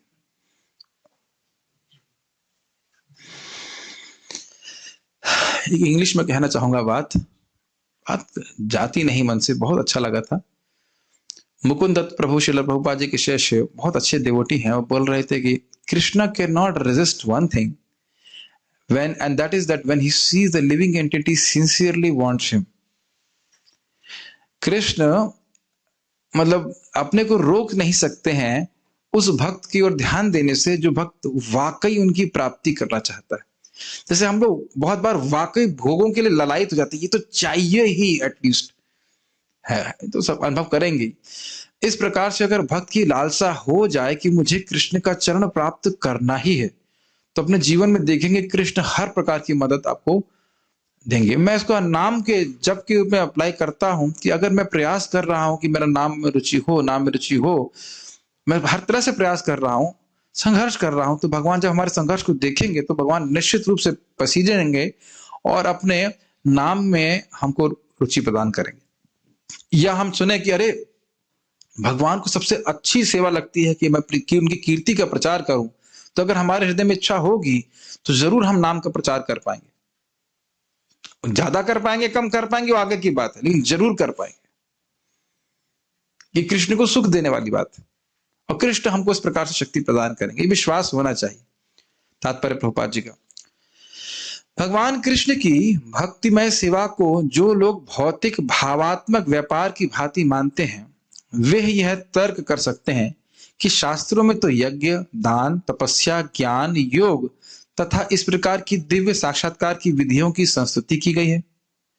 उनके मतानुसार भक्ति अर्थात भगवान की भक्तिमय सेवा तो उन लोगों के लिए है जो उच्च कोटि के कर्म नहीं कर पाते। ये मैंने अपने आंखों से देखा है। मतलब कह रहे हैं कुछ लोग, ये जो सब है ना, सब यज्ञ, दान, तपस्या, ज्ञान, योग, जो कुछ भी है, ये सब लोग कहते हैं कि ये उन लोगों के लिए है जो उत्कृष्ट है। ये जो बुद्धू लोग हैं, ज्यादा जिनके पास बुद्धि नहीं, उनके लिए हरे कृष्ण जप है। ये लोग तो ना सब यज्ञ, दान, तपस्या कर पाएंगे, ऐसा वो लोग सोचते हैं। आज मैं शाम को स्नान करते हुए मेरे मन में सोच रहा था कि क्यों लोग विश्वास नहीं कर पाते, क्या सोचते, बस इतना हरे कृष्णा करने से बस ये भागवत सुनने मात्र से बस, प्रणाम करने मात्र से बस, तो गीता गलत है। भगवान एक ही श्लोक 2 बार बोले हैं ना, मन मना भव मत भक्तो मदयाजी माम नमस्करु। कोई विशेष बात तो करना नहीं है, भगवान में मन अपना मन भगवान में लगाना है, भगवान का भक्त बनना है, भगवान की पूजा करनी है और भगवान को प्रणाम करना है। केवल यही जीवन भर करना है और उसके द्वारा भगवान की प्राप्ति कर लेंगे, इसमें कोई संदेह नहीं होना चाहिए। लेकिन लोग संदेह करते हैं, क्या करते हैं, ये तो उन लोगों के लिए है जो मतलब बुद्धू है, दिमाग नहीं उनके पास, उनके लिए। ये बताइए, कोई ऐसा साधन करे व्यक्ति जो बहुत आसान हो और उसे सर्वोच्च लक्ष्य प्राप्त हो जाए, तो वो बुद्धू है कि बुद्धिमान है? भगवान को प्रणाम करने में, स्मरण करने में, उनका भक्त बनने में, उनकी पूजा करने में तो उतनी तपस्या तो नहीं है जितनी कि हिमालय में जाकर के यज्ञ और कुछ मेहनत करने में। और लाभ कितना है भगवान के धाम जाने में? तो बुद्धिमान कहना चाहिए ना कि बुद्धू कहना चाहिए, बुद्धिमान। और मैंने अपने आंखों से देखा, आईआईटी में हमारे एक सीनियर थे, अच्छे व्यक्ति थे, सज्जन व्यक्ति थे, और बोले हरे कृष्णा अच्छा है, मैं अपनी माँ को बताऊंगा, गांव में रहती, ज्यादा पढ़ी लिखी नहीं, वो करेगी हरे कृष्णा, मैं तो ध्यान। और बाद में मैंने सुना अमेरिका जाने की उनकी स्प्रिया हो गई, वहां नौकरी करेंगे ये वो। हमने कहा इतने ज्ञानी है तो अमेरिका क्यों जा रहे हैं? अमेरिका में कौन ज्ञान दे रहा है आपको?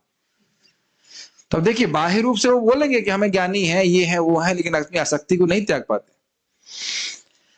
ठीक है, ये समझ में आया? लोग भक्ति की महानता को ना समझकर वो सोचते हैं कि तो सामान्य लोगों के लिए, भावुक लोगों के लिए। जैसा आप जानते हो, प्रकाशानंद सरस्वती ने स्वयं श्रीमंत चैतन्य महाप्रभु के लिए बोला कि सन्यासी होकर के वेदांत सूत्र पढ़ता नहीं है और ये नाच रहा है, गाच रहा है पागल लोगों के लिए।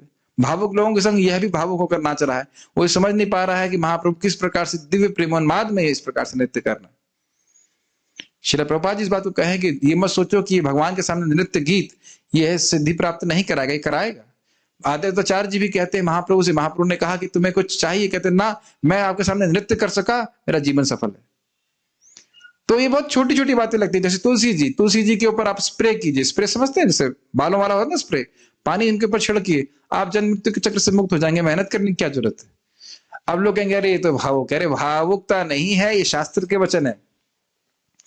तुलसी जी को प्रणाम करने से, देखने से, केवल देखने मात्र से व्यक्ति भगवान के धाम जाने के योग्य हो जाता है। दृष्टा स्पृष्टा तथा ध्याता कीर्तिता नमिता सुता। दृष्टा स्पृष्टा तथा ध्याता कीर्तिता नमिता स्तुता सेविता पूजिता। एक और 9 प्रकार से जो भगवान तुलसी जी की पूजा करता है, दिने दिने रोज रोज करता है, ते वसंती हरे गृह, हरि गृह, हरे गृह, हरेर गृह, वह व्यक्ति भगवान के धाम में रहने के योग्य हो जाता है। कितना शक्तिशाली है तुलसी देवी। तो बुद्धू व्यक्ति ही होगा जो फालतू की तपस्या करेगा, तुलसी जी को प्रणाम नहीं करेगा, जप नहीं करेगा। फिर भक्तों को बोल रहा हूं, जप करें, तुलसी जी के सामने बैठकर जप करें, बहुत आध्यात्मिक लाभ प्राप्त होता है। मेरे ऑफिस में भी व्यवस्था नहीं हो पा रही है, लेकिन मुझे आज्ञा मिली ऑफिस में करने के लिए, मैं कर रहा हूँ, उसकी व्यवस्था चल रही, कैसे तुलसी जी मेरे सामने आ सकती है। बहुत सुंदर, बहुत शक्तिशाली है, ठीक है। या जो हम संसार दावरण सुबह गाते हैं, पता है आपको उसका लाभ क्या है? साक्षात वृंदावन नाथ की ही सेवा को प्राप्त करेगा शरीर छोड़ने के बाद।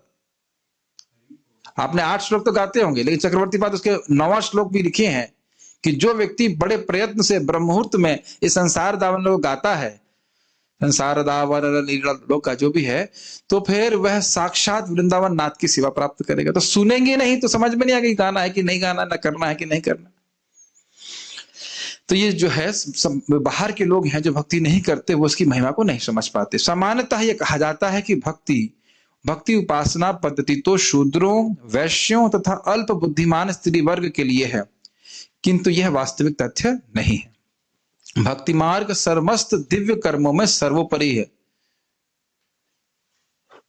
गीता में 12वें अध्याय में पूछा गया कि जो व्यक्ति आपके निर्विशेष भाग से आकृष्ट है और जो आपके रूप की पूजा करते हैं, उनमें श्रेष्ठ कौन है? तो भगवान ने बिल्कुल निर्वाध रूप से उत्तर दिया कि जिनका मन मय्योपेत युक्तम, श्लोक भूल रहा हूं, कि जो व्यक्ति मुझ में मन आसक्त करके मेरी पूजा करते हैं वही सर्वश्रेष्ठ है। एकदम स्पष्ट है। 12वें अध्याय के कुछ देख सकते हैं, 4, 5वां 6वां श्लोक है, क्या है जरा देखेंगे। मयोपेत करके श्लोक है, याद नहीं आ रहा मुझे। तो आप समझ सकते हैं कि भक्ति योग सर्वश्रेष्ठ है। और 6ठे अध्याय का तो आप लोग जानते हैं, श्रद्धावान भजते यो माम समय युक्त तमो मतः योगिनाम अपि सर्वेषाम मद्गतेन अंतरात्मना श्रद्धावान भजते यो माम समय युक्त तमो मतः। सारे योगी में सर्वश्रेष्ठ योगी कौन सा है? जो बड़ी श्रद्धा से अपना मेरा स्मरण अपने हृदय में करता है। तो हृदय में स्मरण कब करेंगे? जब श्रवण कीर्तन होगा। समझ रहे हैं ना ये बात है। यह फलतः यह उत्कृष्ट होने के साथ ही साथ सरल भी है, ये भी बड़ा स्पष्ट है। मय्यावेश मनो ये माम नित्य युक्ता उपासते श्रद्धया पर्योपेतयास ते में युक्त मतः। जो मुझ में आसक्त हैं, अपनी चेतना को बार बार मुझे आवेशित करते हैं, वही युक्ततम है, ये ऐसा मेरा मत है। तो भक्ति ही सर्वश्रेष्ठ है। ठीक है। अब कह रहे हैं प्रभुपाद, यह उत्कृष्ट होने के साथ साथ सरल भी है। अरे कोई व्यक्ति वस्तु उत्कृष्ट हो, बड़ी अच्छी हो, इसका अर्थ यह तो नहीं कि सरल भी हो। मान लो आप फॉर एग्जाम्पल लीजिए खाने का, हो सकता हो कि खाने की वस्तु बहुत अच्छी हो खाने में, लेकिन बनाने में बहुत कठिन हो, तो फिर नहीं, बनाने में बहुत दिक्कत हो जाएगी। तो कह रहे नहीं, भक्ति उत्कृष्ट भी है, सर्वश्रेष्ठ भी है, परम साधन, परम श्रेय है, और करने में बहुत सरल है। जरा एक बार हरे कृष्ण मंत्र बोल के बताइए। हरे कृष्णा कृष्णा कृष्णा हरे हरे, हरे राम राम राम हरे हरे। कोई कठिनाई? कोई कठिनाई नहीं। और महाप्रभु क्या कहते हैं? तार मध्य सर्वश्रेष्ठ नाम संकीर्तन। सारे भक्ति के साधनों में सर्वश्रेष्ठ क्या है? हरे कृष्ण मंत्र का जप कीर्तन। आसान है कि नहीं? और सर्वश्रेष्ठ भी है। यस, यह उन शुद्ध भक्तों के लिए उत्कृष्ट है जो परमेश्वर से संपर्क स्थापित करना चाहते हैं, और यह उन नवदीक्षितों के लिए सुगम है जो भक्ति रूपी घर की दहलीज पे है। इसको मैंने हाईलाइट किया। इसका मतलब क्या है? शुद्ध भक्त भक्ति करके भगवान का अनुभव प्राप्त करते हैं, और उनके लिए इससे अच्छी कोई वस्तु है ही नहीं, इससे उत्कृष्ट कोई वस्तु नहीं, और कुछ नहीं करना है, वो केवल भक्ति ही करते हैं। स्पष्ट? और भक्तों के लिए इससे आसान कुछ नहीं है। अरे छोटा बच्चा भी कीर्तन में नाच सकता है, प्रसाद खा सकता है, भगवान को देख सकता है, भगवान को प्रणाम कर सकता है। अभी वह यह तो नहीं समझ रहा है कि सबसे उत्कृष्ट वस्तु है, लेकिन सबसे एंजॉयबल है, बड़े आसान है, बड़ा अच्छा लगता है। तो भक्ति दोनों ही प्रकार के लोगों के लिए है। जो भक्ति में एकदम सर्वश्रेष्ठ हैं, श्रील प्रभुपाद जी भी जप कर रहे हैं, श्रील प्रभुपाद जी भी कीर्तन कर रहे हैं, वह भी भागवत सुन रहे हैं, ठीक, और हम लोग भी भागवत सुन रहे हैं, बोल रहे हैं, पढ़ रहे हैं, बोल रहे हैं। अनुभव में अंतर है, लेकिन क्रिया में तो अंतर नहीं है ना। कोई कठिनाई है बात समझने में? यस। नारद जी भागवत सुनते हैं क्या? याद आ रहा था सुखदेव गोस्वामी जब बोल रहे थे और तो नारद जी और व्यासदेव जी भी सुन रहे थे। तो ऐसा नहीं कि भागवत को कभी हम त्याग सकते हैं। तो दोनों बातें समझ में आ रही, सभी के लिए आसान है। पूर्ण पुरुषोत्तम भगवान श्री कृष्ण का सानिध्य प्राप्त करना एक महान विज्ञान है और यह सब जीवों के लिए खुला हुआ है, जिसमें शूद्र, वैश्य, स्त्रियां और शूद्र से भी निम्न कुल में उत्पन्न लोग सम्मिलित हैं। तो फिर गुण संपन्न ब्राह्मणों तथा महान स्वरूप सिद्ध राजाओं जैसे उच्च कोटि के लोगों के विषय में कहना ही क्या। तो कहने का अर्थ यह है, इसका स्पेक्ट्रम बहुत लंबा है, चौड़ा है, सभी लोग इसमें आ जाते हैं। क्या है? माम ही पार्थ विपाश्रित्य ये पिस्यु पाप योनिः स्त्रियो वैश्यस्था शूद्रः तेपि यान्ति पराम गतिम। मेरा जो आश्रय लेता है, भगवान कह रहे हैं, व्यापाश्रय का मतलब मेरे भक्तों का द्वारा जो मेरा आश्रय लेता है, उनका आश्रय लेकर मेरा आश्रय लेता है, तो वह क्या है? माम ही पार्थ व्यपाश्रित्या ये पिस्यु पाप योनिया, यद्यपि वह पाप योनि में क्यों ना हो, मतलब जंगली परिवार में पैदा क्यों ना हो, बिल्कुल असंस्कृत भी क्यों ना हो, और स्त्री हो। स्त्रियां प्राय घर में बहुत आसक्त होती हैं, बहुत एक आसक्त में बहुत ज्यादा रहती है। प्राय उनको बोला, प्राय बोल रहा हूं, ऐसा नहीं कि सभी, प्राय बहुत बुद्धिमान भी नहीं होते, लेकिन और स्त्रियां, वैश्य बहुत ज्यादा पैसे में आसक्त रहते हैं, ठीक है, और शूद्रों के पास प्राय तमोगुण में होते हैं। तो वह भी पराम गति, वह भी भगवान के धाम में चले जाते हैं। कैसे? अगर भगवान का आश्रय लेते हैं, भगवान के भक्तों का आश्रय लेते हैं, भक्ति का आश्रय लेते हैं।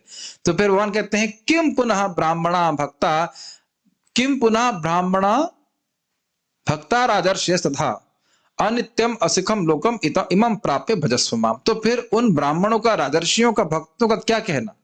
जब निम्न व्यक्ति भी जा पा रहा है भगवान के धाम, तो आप लोग क्यों नहीं जाओगे?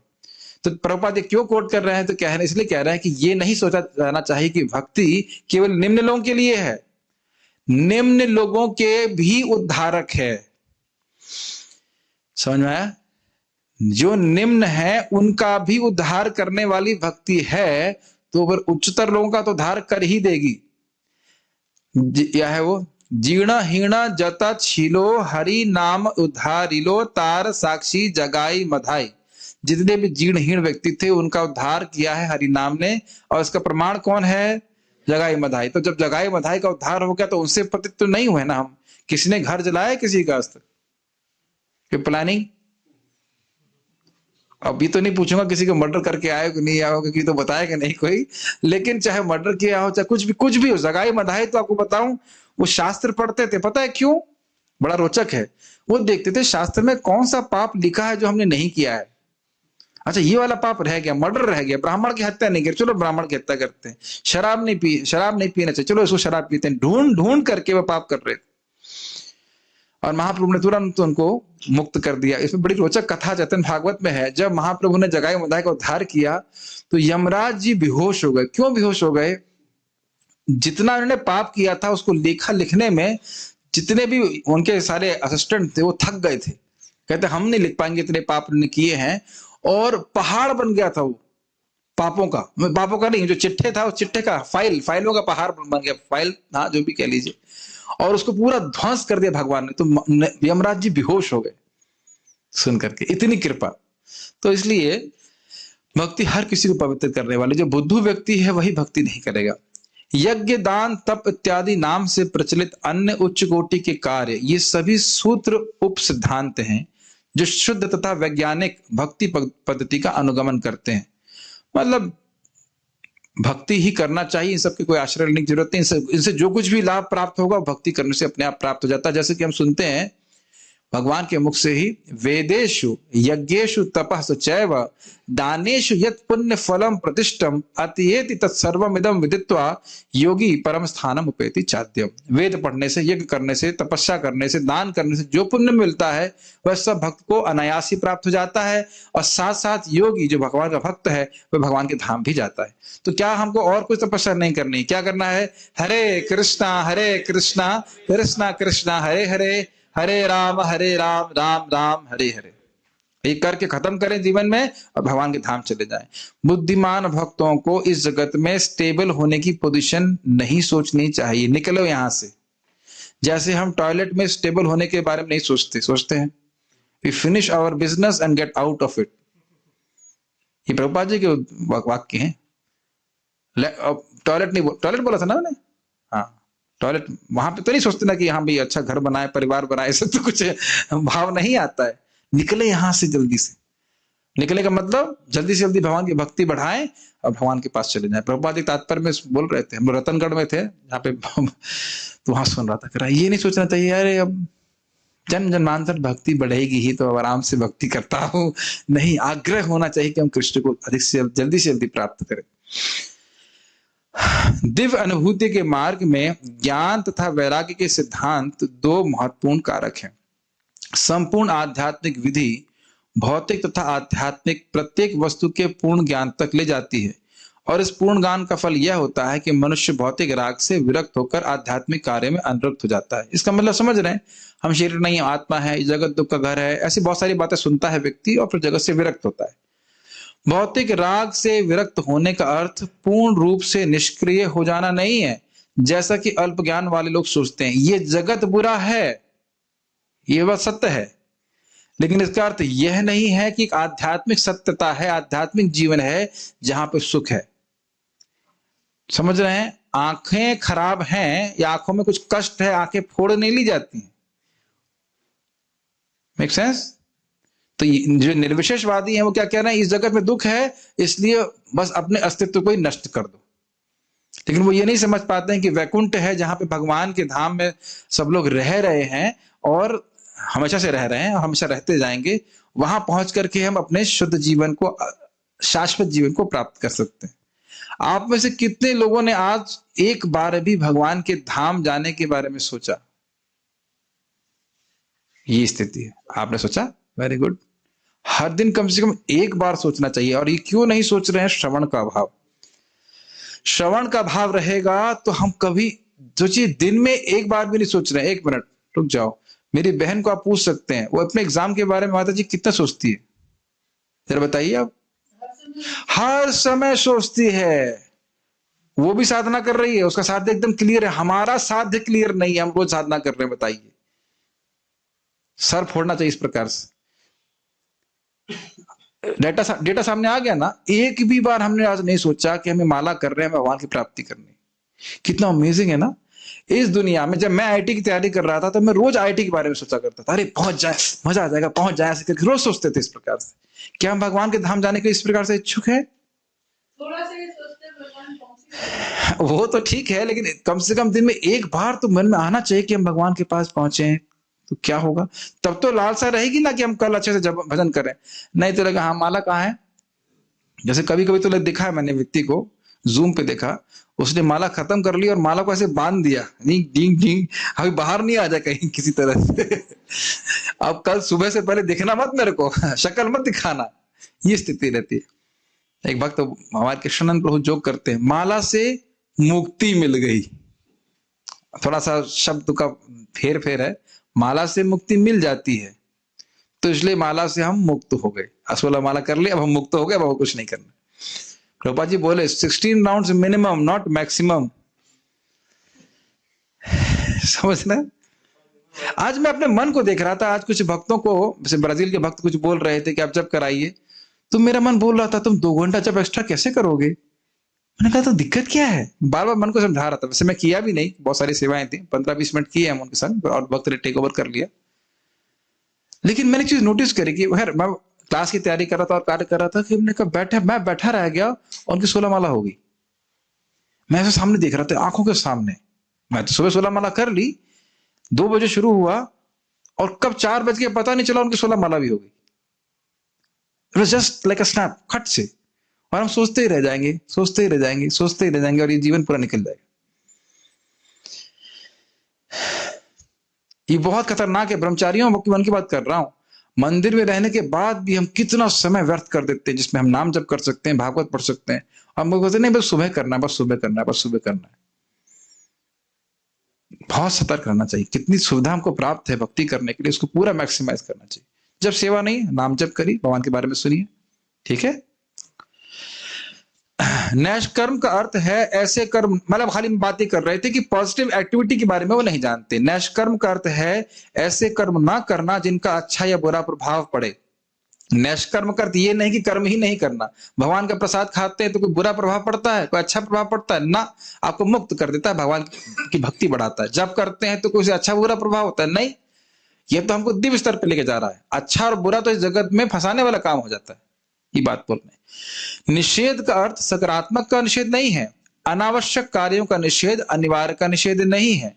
तो भोग के कार्यों का निषेध करने का अर्थ यह नहीं है कि जीव कोई कार्य ही ना करे, अपितु भक्ति के कार्य करे, ये अर्थ है। इसी प्रकार भौतिक रूपों से विरक्ति का अर्थ सकारात्मक रूप को नकारना नहीं है। जगत के रूप देखने की जरूरत नहीं है, लेकिन क्या भगवान के रूप को भी नहीं देखना है? इतनी देर में उत्तर आ रहा है, नहीं देखना है, देखना है। यस, भक्ति उपासना पद्धति तो सकारात्मक रूप की अनुभूति के लिए निर्मित है। मतलब आंखें खराब हैं तो आंखों को ठीक किया जाए, आंखों को फोड़ा ना जाए, ताकि आंखें सही होकर के अच्छी वस्तुएं देख सकें। तो उसी प्रकार से हमारी इस समय इंद्रियां दूषित हैं, तो इंद्रियों को खत्म करने की जरूरत नहीं है, इंद्रियों को शुद्ध किया जाए ताकि वे भगवान के नाम रूप गुण लीला के मधुरता को अनुभव कर सकें। ये बात है। जब सकारात्मक रूप का साक्षात्कार हो जाता है तो नकारात्मक रूप स्वतः विलग हो जाते हैं। बड़ा स्पष्ट है, जब भगवान का सुख मुक्ति का मिल जाता है तो इस जगत के भोगों के प्रति आसक्ति अपने आप नष्ट हो जाती है। ये बात बोल रहे हैं प्रभुपाद, ये तो हम पढ़ रहे थे ना टीका में। अतः भक्ति उपासना पद्धति के विकास के साथ साथ वास्तविक रूप की सकारात्मक सेवा में व्यवहारिक रूप से जुड़ जाने से मनुष्य सहज रूप से निम्न कोटि की वस्तुओं से विलग हो जाता है और श्रेष्ठ वस्तुओं से जुड़ जाता है। स्पष्ट समझिए, भागवत में रुचि हो गई तो मनोहर कहानियों में रुचि नहीं होगी, न्यूज़पेपर में रुचि नहीं होगी। भागवत में रुचि हो रही तो उधर मन जाएगा ही नहीं कि न्यूज़पेपर पढ़े, बिल्कुल मन ही नहीं करेगा। क्या ये बात समझ में आ रही है? जब करना अच्छा लगेगा तो दुनिया की बातें करना अच्छा लगेगा ही नहीं। बहुत एक यंग डिवोटी है जो मुझे बोल रहे थे कि मुझे कुछ करना अच्छा नहीं लगता, केवल जब करता रहता हूं। बहुत यंग है और गृहस्थ है, मुझे बता रहे थे कि कुछ भी करना नहीं अच्छा लगता, केवल जब करता रहो हरे कृष्णा करता रहो। महाराज बता रहे थे कि कुछ साधु लोग हैं जो कुछ बोलते ही नहीं है लेकिन 24 घंटा हरे कृष्णा करते हैं। तो भगवान की उपेक्षा नहीं कर सकता जीव। बहुत वो भगवान की सेवा करेगा निम्न वस्तुओं से अपने आप इसकी रुचि समाप्त हो जाती है। एक और समझ लीजिए, बच्चे लोग कैसे झुंझुनों से आसक्त होते हैं ना, छोटे बच्चे डॉल्स और छोटी छोटी वस्तुओं से आसक्त रहते हैं। हम सभी लोग हो चुके हैं, लेकिन अब क्या उनमें कोई आसक्ति होती है ना, क्या हंसते हैं, अरे क्या आसक्त हो रहे। इसीलिए भक्ति करते रहिए, चाहे कितनी भी घोर आसक्ति हो। भक्ति करेंगे ना तो 10 साल बाद हंसेंगे अपने पर, अरे मैं क्या चीजों के प्रति गिर रहा था, किन चीजों के प्रति आसक्त हो रहा था, यूजलेस था वो। और हंसेंगे कि अरे मैं इसमें आसक्त हो कैसे सकता था, कितनी बेवकूफी की चीज थी। इसलिए भक्ति करते रहना चाहिए। भक्ति के प्रभाव से अपने आप ही विरक्ति होने लगती है व्यक्ति को। इसी प्रकार भक्ति उपासना पद्धति जीव का सर्वोच्च धर्म होने के कारण वह उसे भौतिक इंद्रिय सुख से बाहर निकालती। मैं एक छोटा सा एग्जांपल खाने का फिर से देता हूं। हमारे करना मित्र लोग खिचड़ी भी अच्छी बनाते हैं, और क्या बनाया था आपने बीच में अभी? पोहा नहीं था, एक और वो था क्या? उपमा। यस। तो यदि वैसे दोनों प्रसाद हैं, मैं केवल खाने की दृष्टि से बोल रहा हूं। यदि उपमा नहीं होता तो उनकी खिचड़ी बहुत अच्छी लगती, लेकिन उस दिन उपमा इतना अच्छा बना कि प्रभु जी बोले खिचड़ी कैसे बनी? हमने कहा ठीक है, लेकिन वो उपमा खाऊंगा। दोनों वस्तुएं अच्छी हैं, लेकिन एक चीज इतनी अच्छी है, इतनी अच्छी लग रही है कि उधर उसका तो कुछ अपने आप ही ना, वो नहीं, वो थोड़ा वही लेंगे ऐसे कर। आप मेरी बात समझ रहे हैं मेरी बात? तो वैसे तो जगत की वस्तुएं बिल्कुल भी अच्छी नहीं है, बिल्कुल दुख देने वाली है, लेकिन अब कुछ है ही नहीं, और तो क्या बात करेगा बताइए? वही बातें करेगा, वही भोगेगा। लेकिन जब भगवान का प्रसाद मिलने लगता है, भगवान का नाम जब करने को मिल गया, तब उसको लगता है नहीं हम वहां पे नहीं जाएंगे। जैसे मैं समझता हूं सभी भक्तों को, मैं कुछ लोगों का नाम रखूंगा, जैसे हमारे अमरनाथ प्रभु हैं, यादवपति प्रभु हैं, कर्णामित प्रभु हैं, ये लोग तो सब अपने आप उठ जाते हैं। आप लोगों को सुबह उठना अच्छा लगता ही होगा, इज इट नॉट? और आप कभी बीमार पड़ जाओ और ना उठें तो बहुत दिक्कत होती है कि नहीं? क्यों प्रभु जी? उस दिन हम जब बीच में बीमार पड़ गए थे, बीमारी से ज्यादा कष्ट होता है कि साधना नहीं कर पा रहे। याद है आपको जब बता रहे थे घर में थे, हम परेशान हो गए थे। वो परेशानी वो घर में रहने की परेशानी नहीं थी, खाने वाने को मिल रहा था, लेकिन साधना नहीं कर पा रहे, बड़ी कठिनाई होती। तो इस समय भी साधना में बहुत आसक्ति है। और जिन लोगों को अभी सोने में अच्छा लग रहा है, अगर भक्ति करते रहेंगे, मैं नाम नहीं रख रहा हूं, तो उनको भी बात अगर भक्ति अच्छे से करते रहेंगे तो अच्छा लगेगा सुबह उठने में, है कि नहीं? पता नहीं चल रहा मैं किसको बोल रहा हूं, लेकिन समझ गए, बुद्धिमान है वो। ठीक है, तो मैं अब डांट नहीं रहा हूं, मुझे पूरा विश्वास है अगर ये व्यक्ति को हम उठाते रहे, हमारे श्रीनाथ प्रभु भी उठ के करते हैं, करते रहो, फिर इतना अच्छा लगेगा आप छोड़ नहीं पाएंगे। मुझे आज आश्चर्य हुआ कि 2-3 भक्त बोले हाँ हम कराएंगे ब्राजील के डिवोटीज को जप, यानी कि 2 घंटा एक्स्ट्रा जप करने के लिए तैयार है वो रोज। मैं मुंह देख रहा था, 16 शुभ है, 16 क्या 25 ही करते होंगे। मैंने भक्तों को बोला कि 5:30 से तो कर रहे हैं, चलो देखते हैं पहले कौन आता है। तो देखता हूँ रोज 3:30 बजे 5-10 भक्त आ जाते, और उन्हीं में से एक भक्त 2 भक्त बोलने के लिए तैयार हम कराएंगे जब। चेहरा देख रहा था, बाप रे कितना उत्साह है नाम जप करने का, भक्ति करने। और उन लोग की दीक्षा भी अभी नहीं हुई। तो दीक्षा का प्रभुपाद बस स्पष्ट लिखते हैं, शुद्ध नाम जप करने का या निरपराधिक जप करने का दीक्षा से कोई संबंध नहीं। आप चैतन्य चरितामृत में देख लीजिएगा। सुख नहीं मिल रहा तो व्यक्ति क्यों करेगा, वो बिना पैसे के लिए क्यों करना चाहेगा बताइए। बड़ा अच्छा लगता है इस प्रकार से जो कोई व्यक्ति भक्ति करते हैं उनको उत्साह देख करके। इस प्रकार भक्ति उपासना पद्धति जीव का सर्वोच्च धर्म होने के कारण वह उसे भौतिक इंद्रिय सुख से बाहर निकालती। स्पष्ट है, इतना सुख मिलता है भक्ति में कि वो भोग को छोड़ देता है। यही शुद्ध भक्त का लक्षण है, मतलब बिल्कुल भोगों से विरक्त। वह ना तो मूर्ख होता है, ना ही वह निकृष्ट शक्तियों में लगा रहता है, और ना ही उसके पास भौतिक मूल्य होते हैं।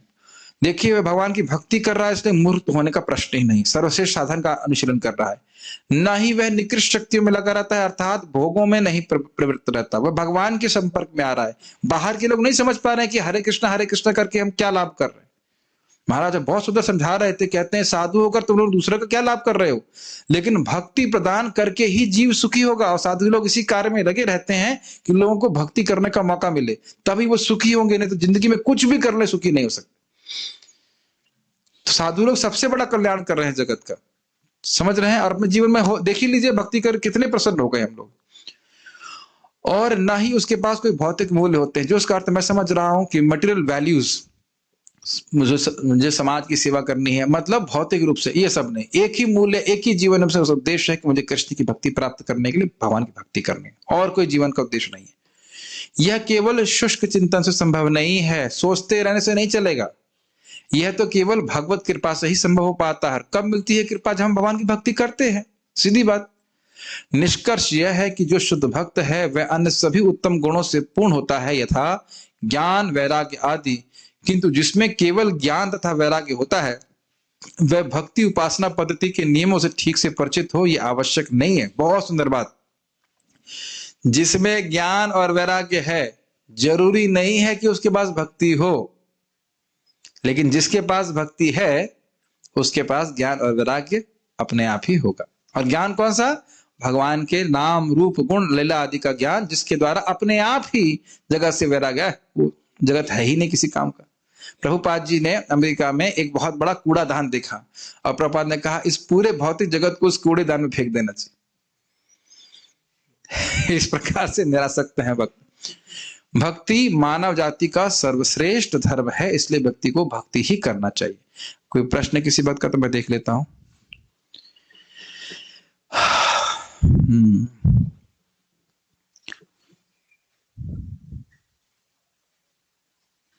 ओके। क्या सायुज्य मुक्ति में हम भगवान के साथ अपने संबंधों को भूल जाते हैं? देखिए जीव का अस्तित्व कभी नष्ट नहीं हो सकता है, लेकिन इसलिए बोला जाता है कि आरुह्य कृच्छेन परम पदम ततः पतन्ति नादृत युष्मत् पदांग्रयः। इस परम पद को प्राप्त करके भी प्रभुपाद बड़ा स्पष्ट अनुवाद करते हैं, फिर भी तुरंत तो नहीं, लेकिन काफी समय के बाद, क्योंकि भगवान से संबंध पूरा हुआ नहीं है, फिर वो जगत में गिरता है, फिर आगे भक्ति करता है। और हम आगे सुनेंगे भी कि परिनिष्ठोपि नैर्गुण्य, भगवान ब्रह्मपुर में पूरी तरह निष्ठ होने के बाद भी सुखदेव गोस्वामी का मन भगवान की लीला के प्रति आकृष्ट हुआ। तो इस प्रकार से भगवान कुछ व्यवस्था करते हैं कि उनको भी कुछ आगे प्रगति का मौका मिले। कभी कभी हमने भरत भागवतामृत में सुना है किस प्रकार से वैकुंठ के पार्षद ब्रह्मज्योति में भी कीर्तन करते हुए आते हैं। तो अब कुछ उसमें से उद्धार हो जाता हो तो हम कुछ कह नहीं सकते, लेकिन ऐसा संभावना है, अब क्या कह सकते हैं। क्यों चिंता कर रहे हैं, जिस रास्ते में जाना नहीं है वहां की रास्ता क्यों पूछ रहे हैं? जाना है ब्रह्मज्योति जाके देखेंगे क्या पहले? नहीं। अगर हम प्रचार में लगे रहते हैं तो हम किस भाव में भक्ति कर रहे हैं? दास्य भाव में। दास भाव बहुत कॉमन भाव है, पहले दास से भक्ति करिए, दास भाव तो लेके आइए कि कृष्ण को सेवा कर सकता, मैं कृष्ण का सेवक हूं और कृष्ण को ये सबसे महत्वपूर्ण सेवा लगती है कि हम जीवों को किसी प्रकार से कनेक्ट कर सकें। बाकी जो भाव है वो आपको मालूम चलेगा जब आप भाव स्तर पे पहुंच जाएंगे, अभी तो अनर्थ निवृत्ति पे हैं। भक्ति makes us soft, whereas तपस्या sometimes makes some अहंकार too. So the ऋषि मुनि who stay in forest to तपस्या और भक्ति। प्रश्न ये है कि आपने कहा कि तपस्या करने से हृदय कठोर हो जाता है और भक्ति करने से मृदु हो जाता है, तो ऋषि मुनि जंगल में क्या करते हैं? डिपेंड कि वो कौन सा ऋषि मुनि है। अगर भक्त ऋषि मुनि है, अब क्या नाम है, ध्रुव महाराज तो जंगल में जाके ही तपस्या किए ना, लेकिन भक्ति की है ना, तो डिपेंड करता है कौन सा ऋषि मुनि है। अगर भक्ति योगी होगा तो भक्ति करेगा। नारद मुनि एंड दुर्वासा मुनि, दुर्वासा मुनि भी भक्त हैं, तपस्वी तो हैं लेकिन वो भक्त हैं। उनके उद्गार देख लीजिए, वो उनके उद्गार क्या है? यह नाम श्रुति मात्रे ना पुमान भवति निर्मला। हे भगवान, आपका नाम श्रवण करने मात्र से ही व्यक्ति मुक्त हो जाता है। तो दासा नाम अवशिष्यते, मैं तो आपके दासों का संग प्राप्त किया, कितना उसके आपके दासों के लिए फिर क्या रह गया, इस प्रकार से बोलते हैं। तो भक्त हैं, उस लीला में ऐसा लग रहा है कि दुर्वासा मुनि जो है वह है एक मतलब अहंकारी ऋषि की तरह। ठीक है प्रभु जी, लोग सभी लोग भक्ति में क्यों नहीं आते हैं? क्योंकि आप प्रचार नहीं कर रहे हैं। आप प्रचार करेंगे तो सभी लोग आएंगे, सीधी बात। अगर हम देखो, सीधी बात, भक्ति में व्यक्ति तभी आ सकता है जब उसका भक्ति का संस्कार हो, क्योंकि भक्ति से ही भक्ति उत्पन्न होती है। तो मान लो कोई प्रसाद खाया तो उसे भक्ति का संस्कार प्राप्त हुआ कि नहीं हुआ? बहुत ध्यान पूर्वक सुनिए। कर्णामृत प्रभु हमारे सामने अच्छे एग्जाम्पल है। कर्णामृत प्रभु जब आप भगवान के लिए खाना बनाते हैं तो क्या वो भक्ति है? नहीं है वो भक्ति। इतना भी नहीं पता आपको क्या कर रहे हैं? आप नौकरी कर रहे हैं, डांट खाओगे, इतना नहीं पता कि भक्ति है, वो भक्ति है। ठीक, ये क्लियर। अच्छा, ये अच्छा खाना बनाते हैं, मैं इतना बार बोलूंगा तो लोग जरूर सोचेंगे वृंदावन जाना चाहिए, क्या पक रहा है वहां पे। तो अब बहुत अच्छा खाना बनाते हैं तो क्या वो अच्छी भक्ति है कि नहीं है? अच्छी भक्ति। अब किसी ने कहा अरे कितना बढ़िया राजमा चावल है, तो क्या उसने अनुमोदन किया? आपको जानता नहीं किसने बनाया है, लेकिन जो भक्ति देख रहा है उसका वो अनुमोदन कर रहा है। ये बात समझ में आती है? अनुमोदन मतलब खुद भक्ति नहीं कर रहा है लेकिन दूसरा व्यक्ति भक्ति कर रहा है, उसका अच्छा चीज है। उसको यह पता भी नहीं है कि यह भक्ति है। नहीं समझ में आई बात? खाना बनाना बहुत बड़ी भक्ति है। महाप्रभु स्वयं बोलते हैं कि इतना सुंदर भोग जो कृष्ण को दे रहा है, उसके चरण की रज को मैं अपने सर पे धारण करता हूं। आप देखिए चैतन्य चरितामृत, कई कई चैप्टर केवल खाने के ऊपर लिखा हुआ है। खाने के ऊपर ये बनाते हैं, ये बनाया, वो बनाया, पता नहीं कितने कितने बंगाली आइटम याद ही नहीं मेरे को, अचार बनाए, ये बनाए, वो बनाए। जो ग्रंथ के बारे में ये कहा जाता है कि भागवतम जहां समाप्त होती है वहां वो शुरू होता है, उसमें खाने का वर्णन इतना क्यों है? क्योंकि ये भक्तों का प्रेम है। जब प्रेम होगा तभी तो हम किसी अच्छा बनाएंगे ना किसी के लिए। Does it make sense? तो मैं खाली बोल रहा हूं कि क्या प्रभु जी का प्रसाद अच्छा बनाना प्रचार है या नहीं है? है। समझ में आया? क्योंकि उस व्यक्ति को भक्ति का संस्कार बन गया। आज वो आपको नहीं लग रहा कुछ हो रहा है, लेकिन वो बार बार मंदिर आएगा, अरे बड़ा अच्छा प्रसादम होता है, बड़ा अच्छा प्रसादम होता है। ये इस विज्ञान को न समझने के कारण कोई व्यक्ति ध्यान नहीं देगा कुंभ में। अगर अच्छा समझेगा नहीं ये प्रसाद खा के आज आगे हमको नहीं दिख रहा है, उसकी सुकृत बन जाएगी, आगे जाके जरूर भक्त बन जाएगा। ये विश्वास होना चाहिए। प्रभुपाद ने इस प्रकार से बनाया ना भक्त लोगों को प्रसाद खिला के। तो भक्ति में क्यों नहीं आते? क्योंकि भक्त लोग प्रीचिंग नहीं करते। भक्त भक्ति का संस्कार देंगे लोगों को तब तो भक्ति में आएंगे ना। कुछ प्रसाद खिलाइए, कुछ हरे कृष्ण कीर्तन करिए, तब तो भक्त लोग प्रीचिंग करेंगे तो भक्ति में आ जाएंगे। ऐसे ही नारद जी कहते हैं भगवान, इनकी संकल्प है कि जब तक कलयुग में हर घर में मैं भक्ति स्थापित नहीं कर देता तब तक मैं अपने को हरिदास नहीं कहलाऊंगा, मतलब भगवान का दास नहीं कहलाऊंगा। ऐसा उन्होंने संकल्प लिया। ऐसा भक्त का भाव होना चाहिए। भगवान कृष्ण सामने है और नारद जी कहते हैं भगवान मुझ पे आप ऐसी कृपा कीजिए कि अनंत काल तक मैं आपकी कीर्ति का प्रचार करता रहूं सारे ब्रह्मांडों में। कितना सुंदर प्रार्थना कर रहे हैं, क्या भाव है नारद जी का। जानते हैं कि इससे भगवान बहुत प्रसन्न होते हैं। तो भक्ति में क्यों नहीं आते? क्योंकि भक्ति को उनको मौका देना चाहिए। मौका दे। जैसे आज हम लोग ब्राजील के भक्तों के लिए जपा शुरू किए। अब हंसी की बात यह थी कि टीचर थे 4 समझ रहे हैं, और जप करने वाले थे 3। तो एक भक्त ने कटाक्ष किया, प्रभु जी लोग तो बहुत कम आए। हमने कहा अजामिल तो एक था ना, उसको बचाने के लिए 4 विष्णुदूत आए कि नहीं आए? ये तो नहीं कहा कि अजामिल एक है, पापी एक आदमी है, उसको बचाने के लिए एक दूत को भेजेंगे, नहीं 4 दूत भेजे, कहीं कोई कमी ना पड़ जाए। ठीक है ना? तो प्रचार करना चाहिए। प्रभु जी आपने बोला कि सभी भक्ति नहीं कर पाते हैं, इस पर गीता फिर इस्कॉन क्यों सबको भक्ति में लगाना चाहता है? मैंने कब बोला कि भक्ति नहीं कर पाते? हम खाली ये बोल रहे हैं कि भक्ति लोग करते नहीं हैं। क्या मैंने यहां पे रोक लगा रखी है कि लोग क्लास में ना आए? अरे जहां क्लास हो रही है वहां के भी सारे लोग नहीं आ रहे हैं, ठीक है ना? तो ये सारी बातें खुद की इच्छा होनी चाहिए, कोई इच्छा करेगा तो कर सकता है। प्रभु जी सब समझते हैं कि जो कुछ नहीं कर सकते हैं वो भक्ति करते हैं, तो यही तो बात बोल रहे थे। तो मूर्ख लोग इस प्रकार सोचते हैं कि जो कुछ नहीं कर पाते वो भक्ति कर पाते हैं। उल्टा सोचना चाहिए, जो भक्ति करने लगते हैं वो कुछ कर नहीं पाते, और ये बात सही है। उन्हें कुछ करना अच्छा ही नहीं लगता, ये बात सही है, ठीक है कि नहीं? और अच्छा लगेगा भी क्यों? कृष्ण भगवान के रंग नीला क्यों है? रंग नीला क्यों है? आप जब गोलोक जाएगा तो पूछ लेना उनसे, ठीक है ना? गोलोक जाना पूछ लेना वहां का रंग नीला क्यों है, वो उनको स्वरूप है भाई। अब मैं आपसे रुक जाऊं, सूरज का रंग पीला क्यों है? आप बता दीजिए। क्योंकि अग्निमय है, तो अग्निमय क्यों है? ऐसे प्रश्न करने का कोई मतलब नहीं हुआ। पता नहीं कैसे प्रश्न, ये प्रश्न ठीक नहीं है। मैं अभी सोच रहा हूं, सोचते रहिए। हम तो अभी वृंदावन धाम रहने की इच्छा कर रहे हैं, ये सब तो बहुत अच्छी बात है, आई जाइए, स्वागत है आपका। अगर कोई यहाँ दास भाव या अन्य कोई भाव में भगवान की सेवा करते हैं तो क्या भगवत धाम जाने के बाद उसे उसी भाव के अनुसार सेवा मिलती है क्या? देखिए समझना चाहिए, भगवान की भक्ति करते करते अपने आप ये भाव उदित होता है। दूसरा को बताने की जरूरत नहीं कि हम चिड़िया हैं, मेढक हैं या पीकॉक हैं, ये सब करने की जरूरत नहीं। सबसे पहले हृदय में नम्रता आनी चाहिए, उसके बाद ही सब भाव उदित होते हैं। तो वो सब बात तभी आएगी जब हमारा हृदय शुद्ध होगा। भौतिक प्रगति करने वालों का प्रचार इतना ज्यादा होता है जिससे जीव भ्रमित हो जाता है और उसके मन यह बात बैठा दी जाती है कि भौतिक प्रगति करना जीवन का उद्देश्य है। हर जगह आहार, निद्रा, भय और मैथुन का गुणगान हो रहा है। भगवान की प्रश्न है, कमेंट है, क्या हो रहा है पता नहीं। आप बहुत ठीक है, और क्या प्रश्न है?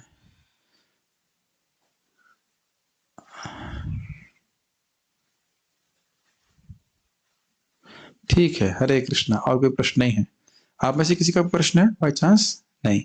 अब आप लोग देखिए, आप लोगों को क्या करना है। मान लीजिए आपको ये कथा अच्छी लगती है, डिस्कशन अच्छे लगते हैं, तो लोगों को उसे जोड़िए। कोई पैसा तो खर्च होता नहीं है। आप लोगों को बता सकते हैं, देखिए जूम का लिंक आके देखिए, अगर आपको अच्छा लगे तो आप लोग वो कंटिन्यू करेगा, नहीं अच्छा लगेगा तो चला जाएगा, आपको गोली तो नहीं मारेगा। अगर किसी को बोलते हैं, प्रभास को बोलते हैं ज्यादा प्रीचिंग मत करो, आप लोग को बोलिए आप बहुत दुखी लग रहे हो, हरे कृष्णा करो ना, क्यों नहीं करते हरे कृष्णा? देखिए करके देखिए, आपको मन को शांति मिलेगी। क्या इतना भी हम नहीं कर सकते? पार्थ प्रभु जानते हैं कितना हंसी की बात हुई थी। दो व्यक्ति आए हम लोगों को कैल्शियम बेचने के लिए, वैसे तो पहले से डिवोटी थे, मैं तुरंत उनको पकड़ा, आप डिवोटी हैं? अच्छा अच्छा, आप जब करते हैं ना? अच्छा, आप जूम तो जानते ही होंगे। हाँ हम जूम जानते, तो आप आइए सुबह जूम में। और वो आने लगे हैं और सुबह 16 माला करने लगे हैं, और वो जप और इसमें ऐड हो गए हैं और पोस्ट भी करते हैं कि इतनी बजे माला हुई। लेकिन जैसे बिजनेस वाले हर वक्त हर किसी को क्या देखते हैं, ये कस्टमर है, ये कस्टमर है, ये कस्टमर, ये मेरा सामान खरीदेगा, उस प्रकार से हमें सोचना है, ये भी मेरा कस्टमर है। जिस व्यक्ति की आपने मदद करी, कान खोल के सुनिए, जिस व्यक्ति की आपने मदद करी भक्ति करने में, वो जो भक्ति करेगा उसका वो आपके अकाउंट में जाएगा। ये बात ध्यान रखना। किसी भी तरह, मान लो मंगल आरती में कोई सो रहा है और आपने नहीं उठाया तो वो नहीं जा पाएगा। यदि आपने उठाया और वो गया तो उसका फायदा आपको भी मिलेगा, उसको तो मिलेगा ही, आपको भी प्राप्त होगा। आप समझ में आया आपको विजय प्रभु के रूप में मैं क्यों दर्शन करने के लिए आता हूँ? मंगल आरती जाने से पहले आपका दर्शन जरूर करता हूँ। क्यों करता हूं? क्योंकि आप जाओगे तो उसका फायदा भी मुझे मिलेगा। Does it make sense? तो इसलिए भक्त को हमेशा उदार होना चाहिए। महाराज इस बात बहुत अच्छे तरह से बोलते हैं, भक्ति कभी ऐसा नहीं कि मैं जाऊं और आप ना जा सको, ऐसा कभी भाव नहीं। किसी भक्त का भाव ऐसा आता है कि मैं चला जाऊं मंगल आरती सोता रहे, ये वैष्णव नहीं। कभी कभी महाराज बोलते हैं, एक भक्त था वो खुद सो रहा था, दूसरे को बोला तुम जाओ तो कहता आप भी तो चलो ना, तुम जाओ, हम यहाँ कोई बात नहीं, हमारा स्वास्थ्य ठीक नहीं है। लेकिन उसको दूसरे के जाने से कोई दिक्कत नहीं थी। यही भक्तों का भाव होता है, ये होना ही चाहिए।